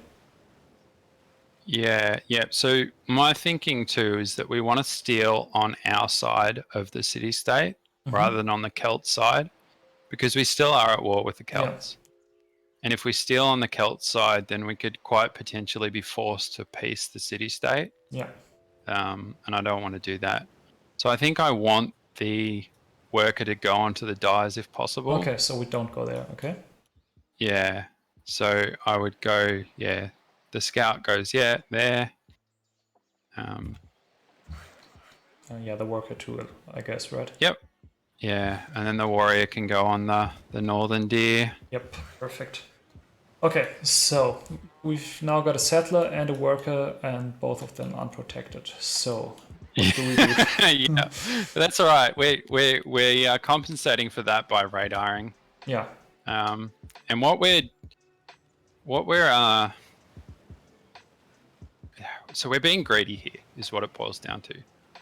We have 3 military units, and we have two workers and a settler. And we sort of, and one of our military units is just scouting the world. It really isn't contributing to anything else other than revealing tiles. So, yeah. But basically what we want to do is, the greedier we are, the early we are, the easier the game is, the longer it goes on. Okay. Now, could we get punished? Yeah. In fact, we are going to get punished a little bit. Our horse tile is going to get pillaged. And we're not going to... we're going to have to delay our settle here somewhat to... we're going to have to delay our settle here so that we don't get our settler stolen. Okay. We know that there's a barbarian wandering around somewhere near the sugar. So we can't radar. We can't raid. I'd be quite comfortable walking a settler unprotected towards that sugar, and radaring the whole way through. Okay. Now, do we want to with settle the unit sugar, there, we can start heading that way, Mm-hmm. but we're potentially going to have to turn around. Yep. So we also maybe don't want to do that. And then the other thing is that we've actually got a little bit of scouting to do towards the south of our city. And our settler's not doing anything right now. We could delay our settler for a turn or two so that we can move our warrior towards it. Mm-hmm. And it's also safe from barbarians. We can see that they're coastal tiles south of those two tiles. Yep. So we could actually do just a tiny little bit of scouting with our settler here. And just move it like here? Yeah, just to either one of those two tiles. I think. We can... Yeah, I think either's fine pretty much. Because I think we even want to go... Well, going on the wheat doesn't tell us anything because we can't settle there. And we can't actually fit a city between Kiev and Berlin. Which is unfortunate, but it would be quite a... If we could settle that marble from the coast, we probably would, but we can't. So. So we can put one turn into our mine here, and then we're probably going to have to hide our worker in the city because that hand axe is coming. It's going to move here, and then our work is in range. Yeah. So one other option we have here, and we should have discussed this last turn, is we could have bought a unit. We could have actually bought a scout. For 100 gold. Yeah, and then we could have actually moved our settler towards the sugar now. But I wanted to settle the coastal city first. Mm-hmm. So you mean up here?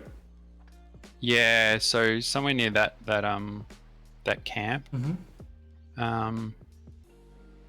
And the main reason I want to do that is to hedge against the AI. So we're already at war with the AI, so we need to be a little bit careful. Mm-hmm. If we went and planted a flat city towards them, they could quite easily just come and kill it. Mm-hmm. Now we've already been at war with them for 2 turns or so. So in 8 turns we can peace them. We don't have to peace them either. We can leave the war open for as long as we want until they actually threaten us, and then they'll still take white peace as long as they're not killing units. So the way it works is basically it's less likely to take peace if it thinks it's winning, and the way it thinks about its winning is whether it's killing units or whether its units are dying. Mm-hmm. And what we can do by that is we can peace block them. So we can leave it until as late as possible, then peace them, and then they get peace blocked, so they can't war deck us for 10 turns. And that 10 turns can be the time that we need to build, 4 units or something. So there's just that in mind. So I think what I'm actually considering doing with this settler is delaying the settle and building an archer to clear that camp, except we don't have archery tech yet, unfortunately. So what we're going to have to tech, and I don't think we can afford to tech for archery here. We need sailing. Yep. So what we'd have to build instead is a spearman. With the overflow. So yeah, if we but then we'll have to change it so we don't starve. now we're stagnating, but yeah. Yep. So we're stagnating. So I would change your focus back to food. Yep. Point. So we don't accidentally starve. Okay. That's my thinking. Yeah, no, I totally agree. We definitely need a unit to go here. The thing is, the hand axe is going to block us, but it's going to move here, so maybe we could try to move around it. Don't know, but then again, if there's another unit spawning from the barb camp, it will probably go spawn here, so we could get blocked all over again. I think we potentially. Sorry. I was gonna say we potentially need optics to settle this city as well. Yeah. Makes sense, definitely. So we can go there via water. Yeah. Okay. Right. So I'll just so the archer is actually here, so it shouldn't be able to see us. are we on a hill? I'm actually not great with this. We are. Can it see us? Almost moved there. Oh, but it's not, right? It's not on the hill, so that's why I think the view's obstructed by this. I think you're right. Yeah. Okay, now things get interesting. So did it move? It moved up to here. I think we just have to wait again, unfortunately. Yeah. Okay, so the hand axe moved here as predicted. Yeah. So what we do is move onto this tile. Yeah, we probably want the farm more than the mine right now. Okay. Because I think either's fine, because we might be working that mine again for a settler in a second. Actually, I think the mine may have been slightly superior, but it's fine. Okay. So we've calculated this city-state's AI correctly, and we can move our other worker and our scout out of range. Yep. And then we can take. Probably want to move here, right? Or. I think either's fine, because we've radared the fog and there's no barbarian. Yeah, I'm just concerned about the turns it would take. So it would take turns like this, and if we were to move here, 1, 2, it would take 3 turns either way. So we can just. I think I prefer moving here. Yeah, sure. Okay. And now we just war deck Kiev, right? Yep. No reason not to. Yeah, great. So this city is going to be heavily delayed by this camp. So I'm thinking about settling the sugar anyway. So if we were to settle the sugar, my immediate thought would have been here, because it would be in reach of 2 iron, and it's on the right side of the river from our perspective. At least, like, if they're probably going to come from here, so it is on the right side of the river. Correct. Yep. And it's on a hill, so there's marsh right here, which would even weaken units coming from that direction. Yeah. Yep. Yeah, I had all the same thoughts. It's a mountain settle for an observatory. Yep. Mountain River is always nice. Mountain River Hill is the dream. That's the triple. That's perfect. Yeah. Okay. So I think the question is, do we actually want to move here, or do we move here? I mean, where's the hand axe going to go? I think it's probably going to pillage this. It's going to pillage, yeah. So I think that's fine. I think we can move. I think either's fine. I would probably go to the western tile just to be closer to our warrior. Yep. Okay. So we're probably going to delay a turn just so the warrior can catch up. We got hit by the city state. It pillaged just as we anticipated. So we can shoot it here easily. Yep. Okay. Now, let me just radar real quick where this scout is. Did I just see it? It's probably here, right? Yeah, it is. Equip. Yeah. Or it must be. Yep. So I think we just wait again. There's not much we can really do. If it's here, we could move here, right? Yeah. Yeah, we could. It's a hill, so we get some information out of it at least, and we can just move. Yeah. Okay, we won't. We didn't get any information, lol. So we just move back, right? Or do we stay? I think either's fine here. I think Okay. there's. I'll just We fortify could try and just we could just try and force our way past it. Okay. But it feels like there's a choke there, and it feels like we may not actually get past. Yeah. So I think moving back may be correct, so it doesn't see us.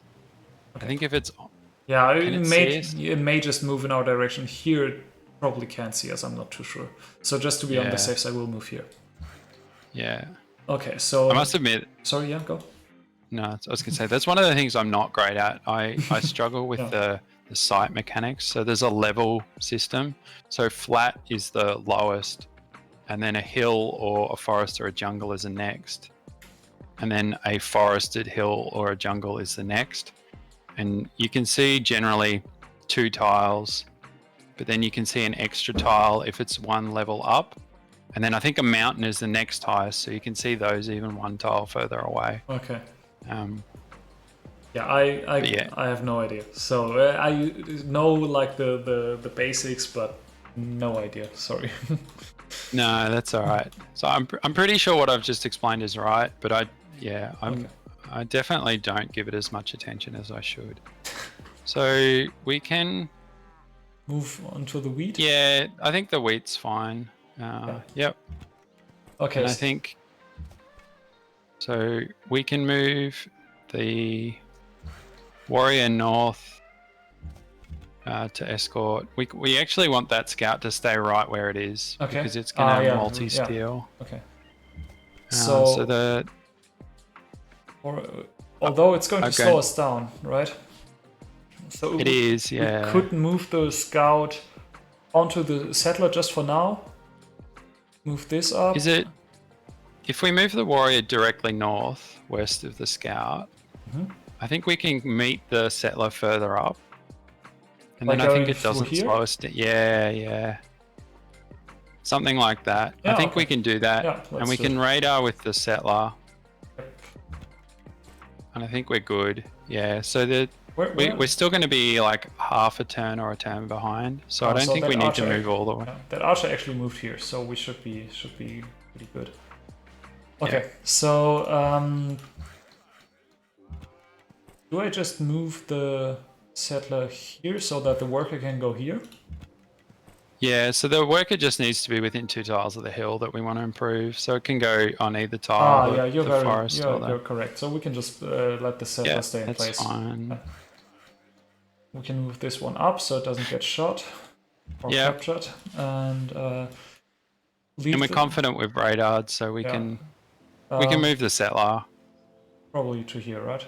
So probably the only other thing we need to start thinking about on turn 23 is if the AI starts spawning horsemen, barbarians. Yep. So we haven't met a lot of players, so we're not going to be able to check the tech cost. And we have seen some players enter the classical era. Do the Celts have it? I don't think they do, no. But no, they don't. They got optics.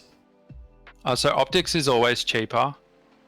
Okay, compass, I didn't know that. Apart from optics and compass, for anyone who doesn't know, all the texts that are in the same vertical line are the exact same amount. So they may have optics, they may not. We could check which age they're in, and that would tell us whether they have optics or not. They are so they're still in the ancient era. So they don't. I didn't know that. Okay, thanks for the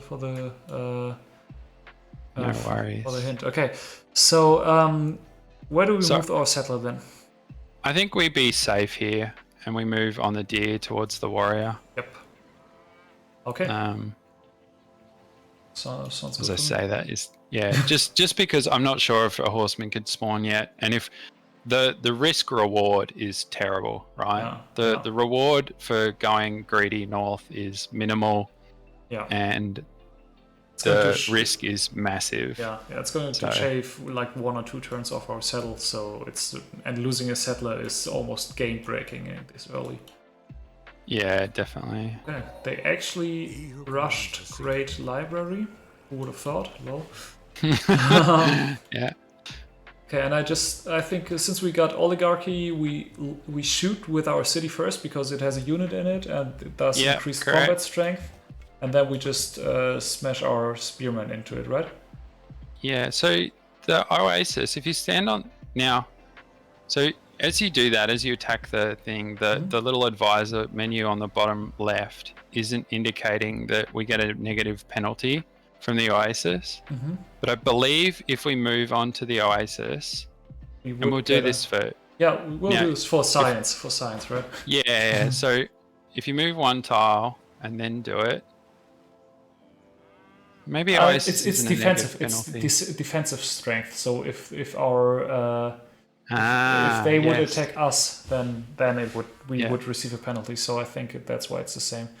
Okay. Yeah, you're right. And of course we rolled the lowest and didn't actually get it, but that's just Civ. That's just Civ. Yeah. Okay. So we'll move this one up onto the hill. Yeah, the hand-axe can't capture it. Should we actually move this worker up here already? But we don't even have we don't have the technique for neither clearing marsh nor calendar. So we'd need masonry and but to actually have a worker here that could potentially chop those forests and everything is worth it, right? Yeah, I think we send it with the settler, yes. So, yeah. The warrior here, settler onto the warrior, and probably on the marble, right? Yeah, it's fine. Perfect. All right, let's see if we can get past. Still. I mean, we could just move here, take a shot. And... I think we try at this point. We're getting almost no benefit out of staying in place. Yeah, and of course there's a choke point, so yeah. Now it's just going to shoot us, but anyway, that's fine. Okay, next research. So you quite correctly pointed out that we need masonry into calendar to improve our sugar. So in a multiplayer game, I may consider actually settling on my sugar here so that I don't have to spend 8 turns improving it. Yeah. But I'm not sure I would do it. It gives up the observatory, which is a pretty big deal, and it also gives up the hill, which is a pretty big deal. Exactly. So it sucks, but I think we just have to suck it up and do it. The settler that we had queued up. Whoops. Sorry, I just pressed. Sorry. Nah, it's all right. It's a hard balance because I do want to keep things moving as well. So the settler that we've got queued up isn't going to do anything for us for a while because we need to clear the camp. Yeah. And we're actually going to go unhappy when we settle. So I think we actually want a fishing boat here. Yep. I agree with you. So do we choose the experience or the health for the spearman at this point? I think we want to save our insta heal. So I don't think we attack it here. Okay. So we can move back into the city and save our gold. Yep, fair point. Yeah, and we can just shoot it. Yeah, perfect. And do I move on to the iron now? So which tiles are we working? Currently working those tiles. Yeah, so I don't think we want to improve the mine that we're on right now. Yeah. I think we put 1 turn into the mine. Here or on the iron? The iron tile, I think we put 1 turn into it. So I think we actually want to move towards the horses. Because the iron improves in 3 turns. And the horses improve in 2 turns. So, but do I have things right? If we move to the oasis, we can improve the horses next turn. Next turn, and otherwise it would take 2 turns. So it's beneficial for us to move onto the oasis, right? Yeah, yep, definitely. Okay. All right, so we just need to radar again. Yep. So there's 2 units up here. There may have been a barb camp that spawned there. 3 units, 4 units? No, no, it's properly, it's just because this tile's blocked, we can't move past, so it says that all those tiles are inaccessible. Yeah. So we know for sure that there's a unit here and here. Correct, yeah. Okay. Alright, so that's fine. What's the quickest way? This way. And I think it's the safest because it keeps us close to the mountain range. Yeah, I agree. Do this. Do we hide? There's no way. Yeah, we have to. Yeah. We have to back up here. Yeah. Over here. And I'll actually... Yep, I think Yeah, that's the safest tile. Now they Alright. offered us. Do we refuse or do we keep it? I think we refuse here because we don't need to piece yet. Yep. So this is abusing the piece mechanic that I was talking about. Yeah.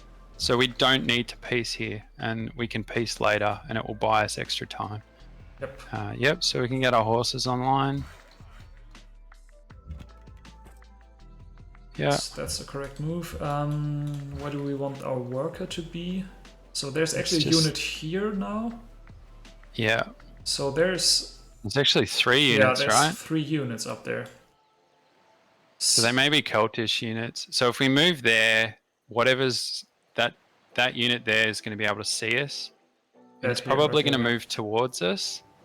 And that's actually fine because it's going to move onto the marsh tile. Yeah, it will take 2 turns for them, Yeah, but we'll get our city down before it matters. Okay. So I think just check to the west, make sure that there's nothing there. Yep, and it looks safe. So I think we can move onto that hill. Yep. And I think we're deliberately choosing to bait that barbarian towards us there. Yep. Like that's a deliberate choice. Okay, there goes religion. Yep. Celts. Okay, so it's definitely worth checking. All right, so let's pick 2 things that we don't care about. Yeah. They're both terrible. Yeah, they are. So yeah, we can move our settler up. Yeah, it's actually 3 units. Wow. That's oof. All right. So there are probably instances where that was enough to kill us. 2 archer shots and a spearman. Yep. It's actually going to be pretty close. I think so too. So I think what we do is we again bait with the worker by moving onto the sugar. Yep. And that will encourage a barbarian to move towards it and try to take it. Yep. I tell you what, if we lose this settler right here, we're going to look like absolute morons.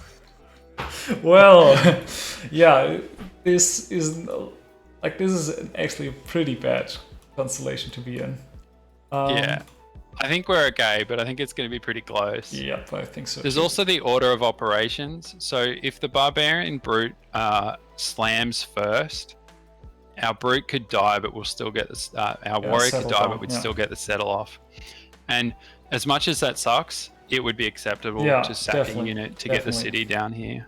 Yeah. So let's just cross our fingers, right? Yeah.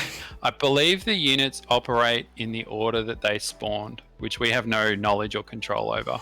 So I think this one of those archers, and I think it's this one, spawned from back here. So it may shoot first. Yeah, I believe that's how it works. So we're going to find out. Yep, we are. All right. Yep. Oh, wow. That just happened. Wow, that's really unfortunate. So this is like terrible. The worst case scenario right here. Yeah, and I don't think that we could. I don't think that we could not move there, to be honest. Yeah, and even if we couldn't have known without moving there that there were 3 units there that actually we knew that they were there, but we weren't sure whether or not they were barbarians and everything. Oh wow. I guess we could have moved the warrior there and then decided to not move the settler there. Yeah. All right. So let's move the scout back towards the camp. The one that's sort of yeah, that one. And then move our spear up. Yeah, we're gonna have to move the spearman up as well. Yep, unfortunately. And we have to move the worker here. And we can go. Yeah, we just radar and make sure. Oh man, that's pretty unfortunate. Okay. It is. I guess it was too greedy when we knew there were 3 units there. Probably, yeah. Yes. So we, always try to learn from our mistakes, and I think the mistake there is it was just too greedy. Maybe we should have settled on the flat tile. Here, yeah. Yeah. All right, that's fine. We'll deal with it. Yep. We're gonna. So I think, yeah, that's fine. And then, yeah, that looks good. And then I think we're gonna need an archer as well to clear this camp. For which we don't have the tech yet. Yeah, and actually, specifically because the camp has an archer in it, I think we can actually afford a spearman. Do we want the spearman before the fishing boat? I mean, we aren't going to be unhappy here, right? Because we don't settle, obviously. Yeah, correct. And we're also not going to be working the tile the fishing boat improves. So I think we actually just want the spearman first. Yep, so too. And then we want, do we just leave masonry at 1 turn and go into archery straight? Because it would, with the timing, spearman 4 turns and archery 4 turns? Yeah, I think that's fine. We're not going to need masonry now. Yeah. It's going to delay our optics for our lighthouse potentially, but I don't think we're going to build an archer. 2 spearmen and a scout. So I think we can just go masonry calendar. Okay. So then if the unit inside the camp wasn't an archer, we'd be in an even worse spot right now. The other thing we got to be real careful of is that the Celts don't come and clear the camp and take our settler. The thing is, if the unit was a brood, we actually would probably still have our settler and our unit, right? Because it would have only been shot once and actually taken by and attacked by the brood, because back here it couldn't have attacked us in the camp, the unit. Yeah, that's true too. All right. Okay. Yeah. Well. All right. That's fine. Well, hey, this shows that we're not cheating. Yeah. We didn't re-roll our start 10 times, and we're very, very, very transparent of us. Okay. So we just move this guy straight up, right? Yeah. Yep. And move this guy straight down. Lol. Just radar that tile. Yep. We're good. Obviously can't radar with this guy. Yeah. No, we can't radar in there either, unfortunately. Oh, we can, because it's thinking that the fog of war is... Yep, alright, that's fine. So, yeah, see how it's trying to pass through the fog of war? Yeah, it thinks that there's a path, so... Yeah. Do we improve the farm here, or actually go for the mine? Which are we working at the minute? So we've got an extra food because we improved the farm. Mm-hmm. So we could actually afford to unwork 1 food if there was a way to do that, but there's not. I think either's fine here. We're going to run out of tiles to improve in a second. Yeah, so I'll just improve this one right here. Yeah. Okay, so we go into calendar then. Okay, this scout's done. Question is, do we actually move up onto the hill here? So I don't want a unit to spawn on the scout side. Yep. That would be annoying, because I want to move the scout in to provide a flanking bonus. Mm-hmm. On the flip side, if we move it in right now, they're going to start shooting it, and it will die before it can provide. So we'll take it now. We just right? for now we just have to fortify and hope. Yeah, and that can go in. Looking good. Yeah, we can move that back. You finish up this farm, the mine. Take legalism here. That's pretty safe. Yeah, that's pretty much always going to be the choice. That's going to provide us with our free monument, and this is going to accelerate our border growth in our cities greatly, because border growth is calculated via culture. So now we've got 2 more culture. Is it 2 or 3? Yeah, 2. 2, yeah, 2. So we got 1 culture from our palace and 2 from our monument. So now we have way more culture to rely on. Like, it's not way more culture, but we had 4 per turn last turn, and now we've got 6. So it's pretty. As a percentage, it's massive. Yeah, exactly. Okay, I think that's... I'm just debating whether we should move this scout towards the camp as well. We've got 3 workers. Yeah, I think it may be worth it, and we could still go here if they were going to improve this, and they're going to improve the flat tundra very late. So I think we could be... It would make sense to actually go there now. Yeah, I think so too. So now the question is, where are the units? They're here. I don't think there's actually a 4th unit here. Our worker just thinks that it can't get through there. Yeah, I think you're right. So we'll just move it back, right? Yeah, that's fine. Do we actually move the spearman now? I don't think we do. I think we... Oh. I think we have to wait for reinforcements. So we move the scout up. Move him Yeah. here maybe? It won't make a difference because we will take... Yeah. We can just... It's funny, we were talking about greed early on and getting punished. Yeah. We did. But I think the only thing that was greedy was the very last move onto that tile. Yep, 100%. We should have moved the warrior first so we had sight. Yep. And then we should have made a decision about whether we thought we'd survive and yep, definitely. whether we should settle. Okay, so second spearman coming up now. Yeah. And so we can just improve that farm, yeah. and then the other worker can go on the other mine. Yeah. All right. So I think we wait one more turn. Yep, and then move in.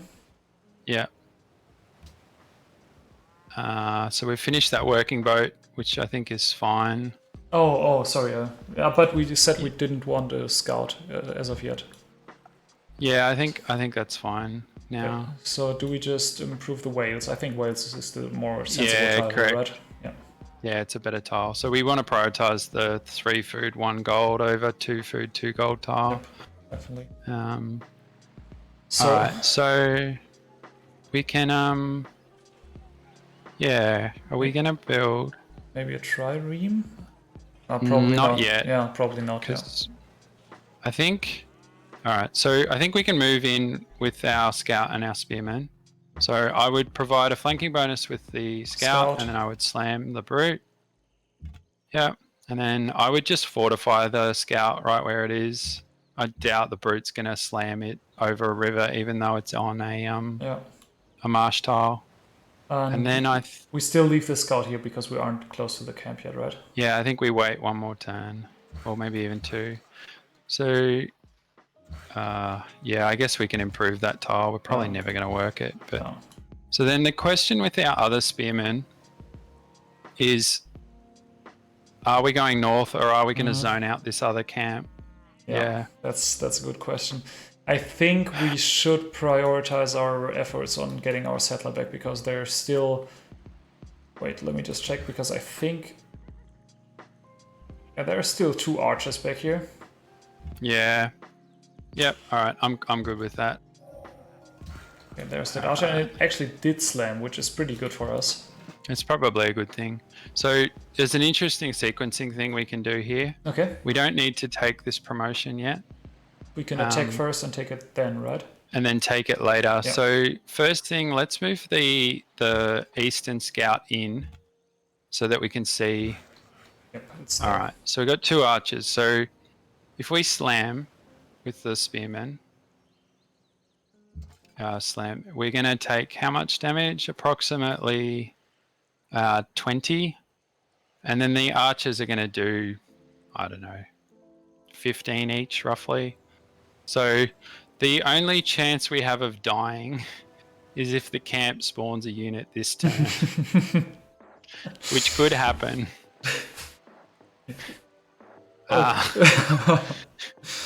So yeah. There's one. We could move the scout onto the tile, the hill, so that it can't.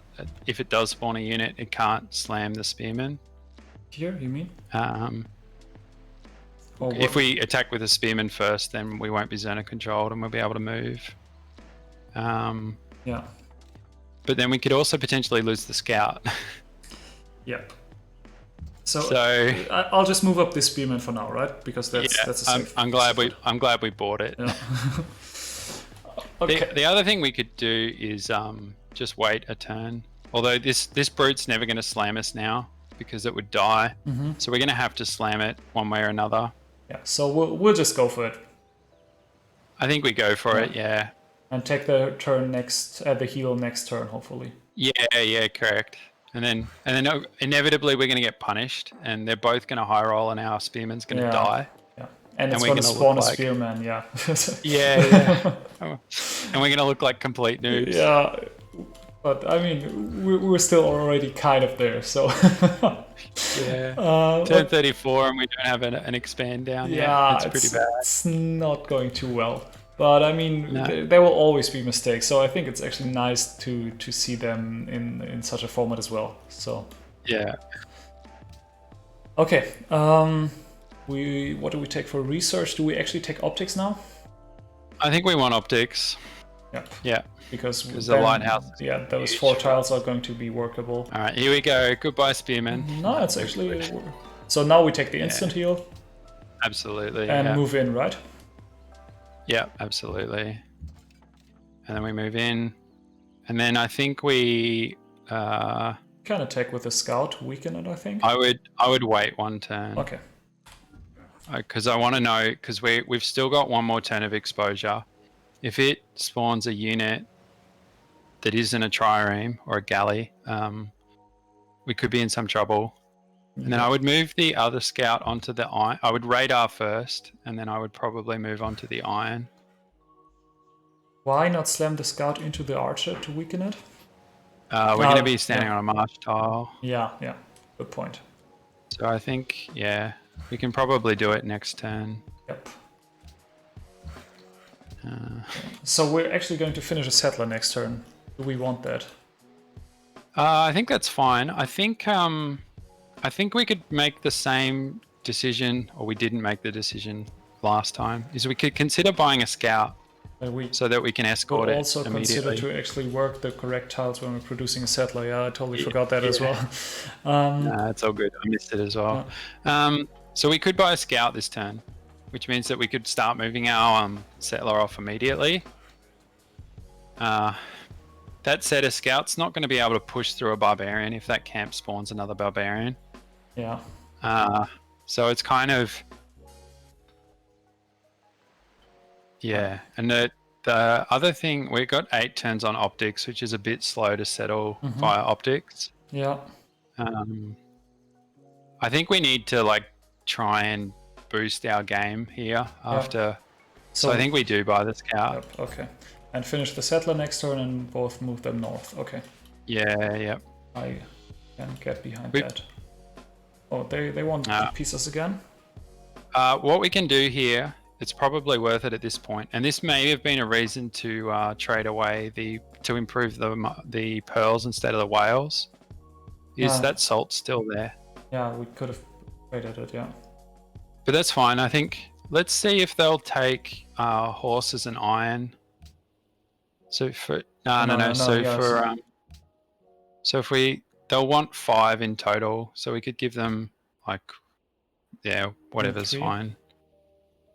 Yeah, I probably want to give them horses over iron so they don't build a stack of Pictish warriors and upgrade them into swordsmen and then come and kill us. So 4 and 1? Yeah, I think that's best, and then we'll see if they'll take salt. Yep. They don't. Yeah, that's fine. They only want white piece. So if you refuse. Yeah, we can just refuse. Yeah. And then next turn, like 3 Pictish warriors are going to turn up, and we're going to take peace immediately. Yeah. Okay, so this is where we want to settle, right? Yep. Yeah, it's either going to be that tile or 1 back. We'll see. Yeah. And we can send 1 of our workers after that settler. Yep. I mean, it's not. We can still wait 1 more turn, right? because it's yeah. We can. We've got. Actually, something else we should do is the other worker we should send north to our other settler. Yep. Just radar. Oh yeah, should have radared. Yeah, should have radared. You're brave. Yeah. No, it's foolish. It's foolish. Rather. Okay. So I'm going to finish this mine here. The question is. So we want to move up. Yeah. And deny the camp from spawning a unit. If it spawns a unit, we could still be in trouble. Yeah. And then what's the slam on the archer worth here? And what's the XP on the scout? 6 out of 10. So we'll get an insta heal. So I think we do that now. Yeah. I think we slam. We can just put 1 more turn into this. Fine. And what are we going to produce now? All right, so we're done on settlers for now. I don't see a 4th city. Yeah. I'm not super keen on settling the marble yet. Yeah. I think we can settle it after National College. Yeah, that's reasonable. So I think 3-city National College is very strong. It's very fast. And we've got late cities already, so I don't think we want to fall. Definitely do. So maybe a granary? Yeah, so I think so the tiles we're working are good. How long until we get optics for our lighthouse? 7 turns. All right, so we need a workboat because we're going to need to improve pearls. Yep. So that would actually work perfectly with a granary. I think we go workboat granary. Yep. Because I think we're potentially we've got 6 happiness, so we can probably actually greed granary workboat. Yep. Okay. So we'll have 2 spare happiness to settle. Hang on, I'm just thinking we're going to settle both cities quite soon. Maybe we don't have time. I changed my mind. Okay. I think we do need the workboat first. Yeah, fair enough. There's our insta heal. Yeah, we just take that and slam. Yeah. And it actually did spawn a unit, I think. Yeah, so if we had have slammed the camp last turn instead of moving in, potentially would have spawned something like a spearman. Yeah, that would have been the worst case. Yeah, definitely. We attack with the healthy one first, or with the? Yeah, correct. Yep. So the way the damage calculation works, that's superior. Okay. And I think if we go spearman next and then scout, do we get it? I think we do. Yep. And is that? Yep. Yeah. Unless we really low badly. Yeah, I would have liked an archer out of that camp, but yeah, can't. Yeah, so would have I. No. Okay, and we just it can't be helped. We move this guy here, so it's just radar.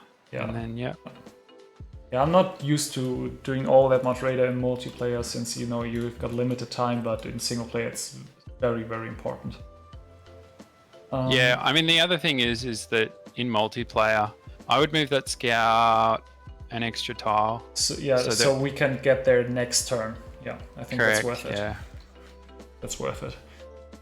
Okay, now we move this guy up and have this guy improve this, right? Yeah. So we may be back on our feet here. At least soon we will. Yeah, I think we're fine. Yeah, we can move back here. All right, so I think we can greed a promotion on that spearman. Yeah. The other thing is that we could actually just take the insta heal and get back into the game as quick as possible. Yeah. So I'm actually thinking insta heal. Yeah. Because then we can kill the archer and we can move the scout south to go and try and multi-steal as soon as possible. Yeah, that's a fair point. Yep. Okay. Do we move this guy around? Yeah, I think we can do that because we're going to piece the Celts pretty soon here, I think. Yeah. So even if we run into that again. Also, it didn't spawn, which is actually pretty good. So we can secure that tile. Yeah, that would have been really bad if we had another one spawn there. And move up here. And move up here. And move here. We can move. And we can actually already start removing the marsh. Yeah. We can head south to Kiev too. Yeah. And then we can already move this guy here. Yeah, that's fine. No danger from here. Yeah, perfect. Looking good so far. It's looking okay. Yeah. So that we recovered about as well as we could hope to. Okay. Yeah, that looks good. Heal for a turn. What's the best procedure for this spearman up here? I would just move into a tile that's going to be in our borders so that we can heal up. Yeah, I think either one's fine. Let me just radar real quick. I think the archer may be here, so wouldn't be able to hit us. Oh no, it's actually a barb camp, obviously. All right, and that's something else worth noting is they've started spawning horsemen. Yeah. So we actually need to stop with the greedy unescorted stuff. Did we actually play greedy in this game? I don't think we did. No, I don't think so. Greedy's very relative, right? Yeah. We lost the settler, so that was pretty greedy, I think. Okay. Move this settler up, move this guy up, fortify, and improve the pearls, right? Yeah. And this work is exposed to a horseman right now, from either the city state or from that camp potentially. So it's better to move it here, right? I think we just move it into the city. Into improving that tile right now is not super relevant. Yeah. So. Yeah, we're not going to work any of those tiles too soon. Yeah. So. Yep. Okay. Scout actually. I think I'd rather. I would go. Yep, that's fine. Oh, that's a very late pantheon. Yeah, we don't even have a shrine yet. Yeah. So we got to settle this blind. We don't know which tile's better. Yeah.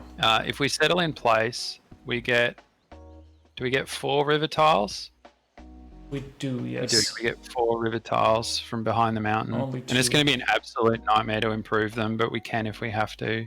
I mean, we may actually settle a potential 4th city up here if we choose to not settle a marble. I mean, if we've got a city here, it's not the end of the world to have another city here, I think. But yeah, I think we'd need more information over here, definitely. Yeah, I think you're right. I think we potentially can settle the spices. It looks pretty safe. Yeah.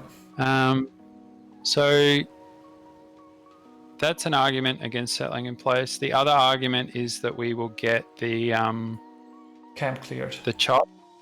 We'll get the chop. So we're settling on a forest that we won't be able to chop if we settle in place. Yeah. We're clearing the camp, but we don't get the Germany bonus if we clear the camp by settling. But how realistic is it for us that we're going to clear that camp with the scout anytime soon? Even if the city takes shots at it, it's going to take at least 5 or 6 turns. Yeah, I think 5 or 6 turns is fine. I don't think that we've got... Okay. We need to get through. Okay. The other thing is that we're potentially picking up additional coastal tiles by moving 1 tile to the east. Oh. So Can't see in there. I'm in favor of moving. I think I am too. Okay. I think both are defensible decisions, but I like moving. So do we actually move here now? I don't think we do. We get past a horseman. So we'll have to turn around. I would even turn around and go back to the city. Maybe even here. Yeah, and we can go scout the world. We've done quite poorly in meeting other players. Yeah, we have. So I'll just settle in place here, right? Sorry, I didn't want to interrupt you. Please go ahead. Yep, absolutely. Settle.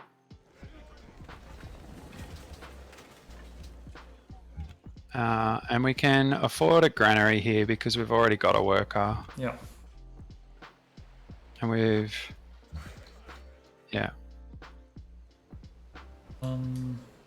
Yeah, I mean, what are we going to do with this guy? We can just send him here, right? We're not going to do anything else with him for right now. We can improve. I think either of the farms to the east are fine. I think it's just that tile that I was a little bit worried about. But even next turn will be fine because the scout will be back. Yep, so we want to move up and do the chop first there. Okay. Just heal. Yeah. Heal this guy fully. Yeah.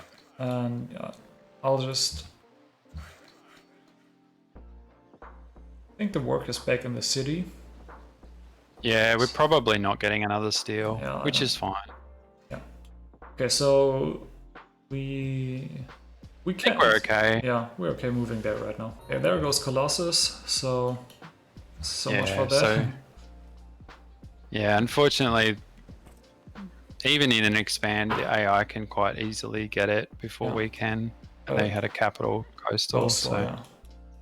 Okay, so I'll just settle here. Fingers crossed. It's not. We may be picking up something here. I think it was the right decision to move here.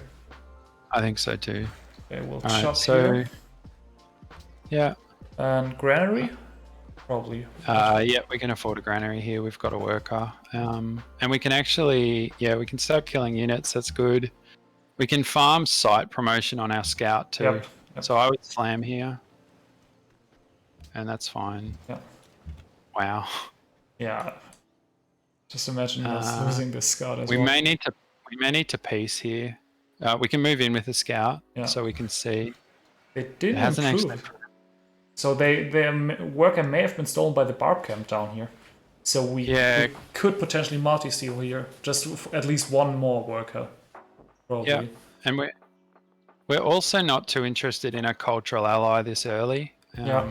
Because the way that the cultural policies work, we want to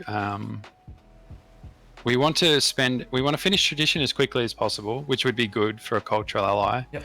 But then we don't want to spend excess policies in our filler policies before rationalism.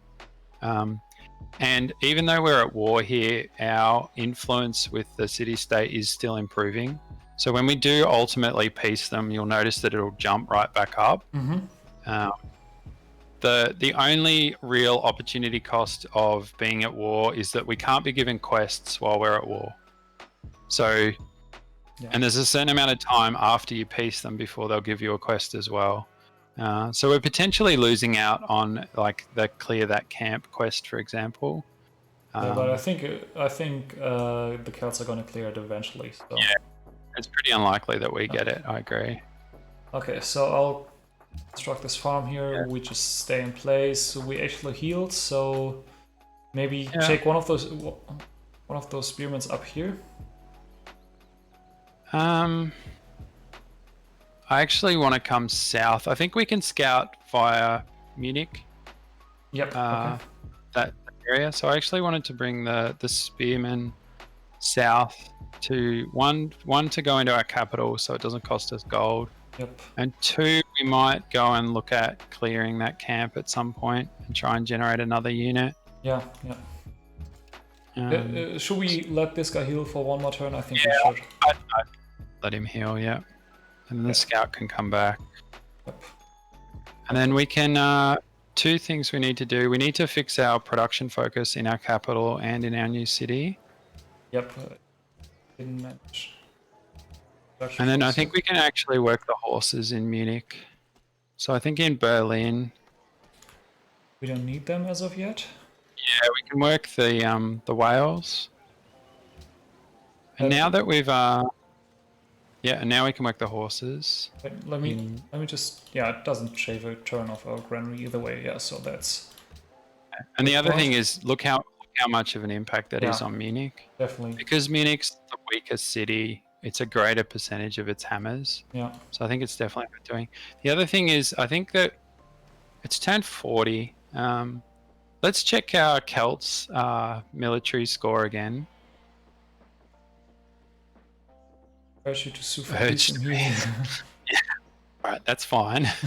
And if we go to the demo screen, are they number 1? No, they aren't. That's fine. So the other reason to be at war with the AI is that we're gimping the AI. So it's over prioritizing military units right now instead of city. And it's doing nothing with those units, right? We haven't seen a single unit since we left. So we have to balance that up with the fact that we now have pearls that we want to trade with the AI for salt. So I think we're at the point we actually want to peace and trade for... Oh, they only have 1 copy left now. Yeah. All right, that's fine. So we might as well just leave it. They should connect another one at some point. Yeah, finish the job. It takes 2 turns off of our granary, which is nice. Yeah. We finish clearing the marsh here, so we can actually improve it next turn, start improving it next turn. Yeah. And we move this guy towards the camp, right? Yeah, and I think the other spearman as well. And we can move the scout in the city to save gold. This guy can heal just for a heal turn. here. We could lose that scout to a horseman, but I think it's worth the risk. All right, and that actually brings to the end the ancient era. So yeah. So we're gonna put a break in here, guys, and we're gonna see you all in the next part. So I hope you enjoyed it. Thanks for hanging out. Really appreciate you guys taking the interest in our content. I hope it's been enjoyable and informative. I hope you will learn our lesson from moving a settler within the range of 3 barbarians simultaneously. And I hope there's been other lessons for you as well. Yeah, thank you very much for watching. We'll see you in the next part, guys. Yeah, hopefully.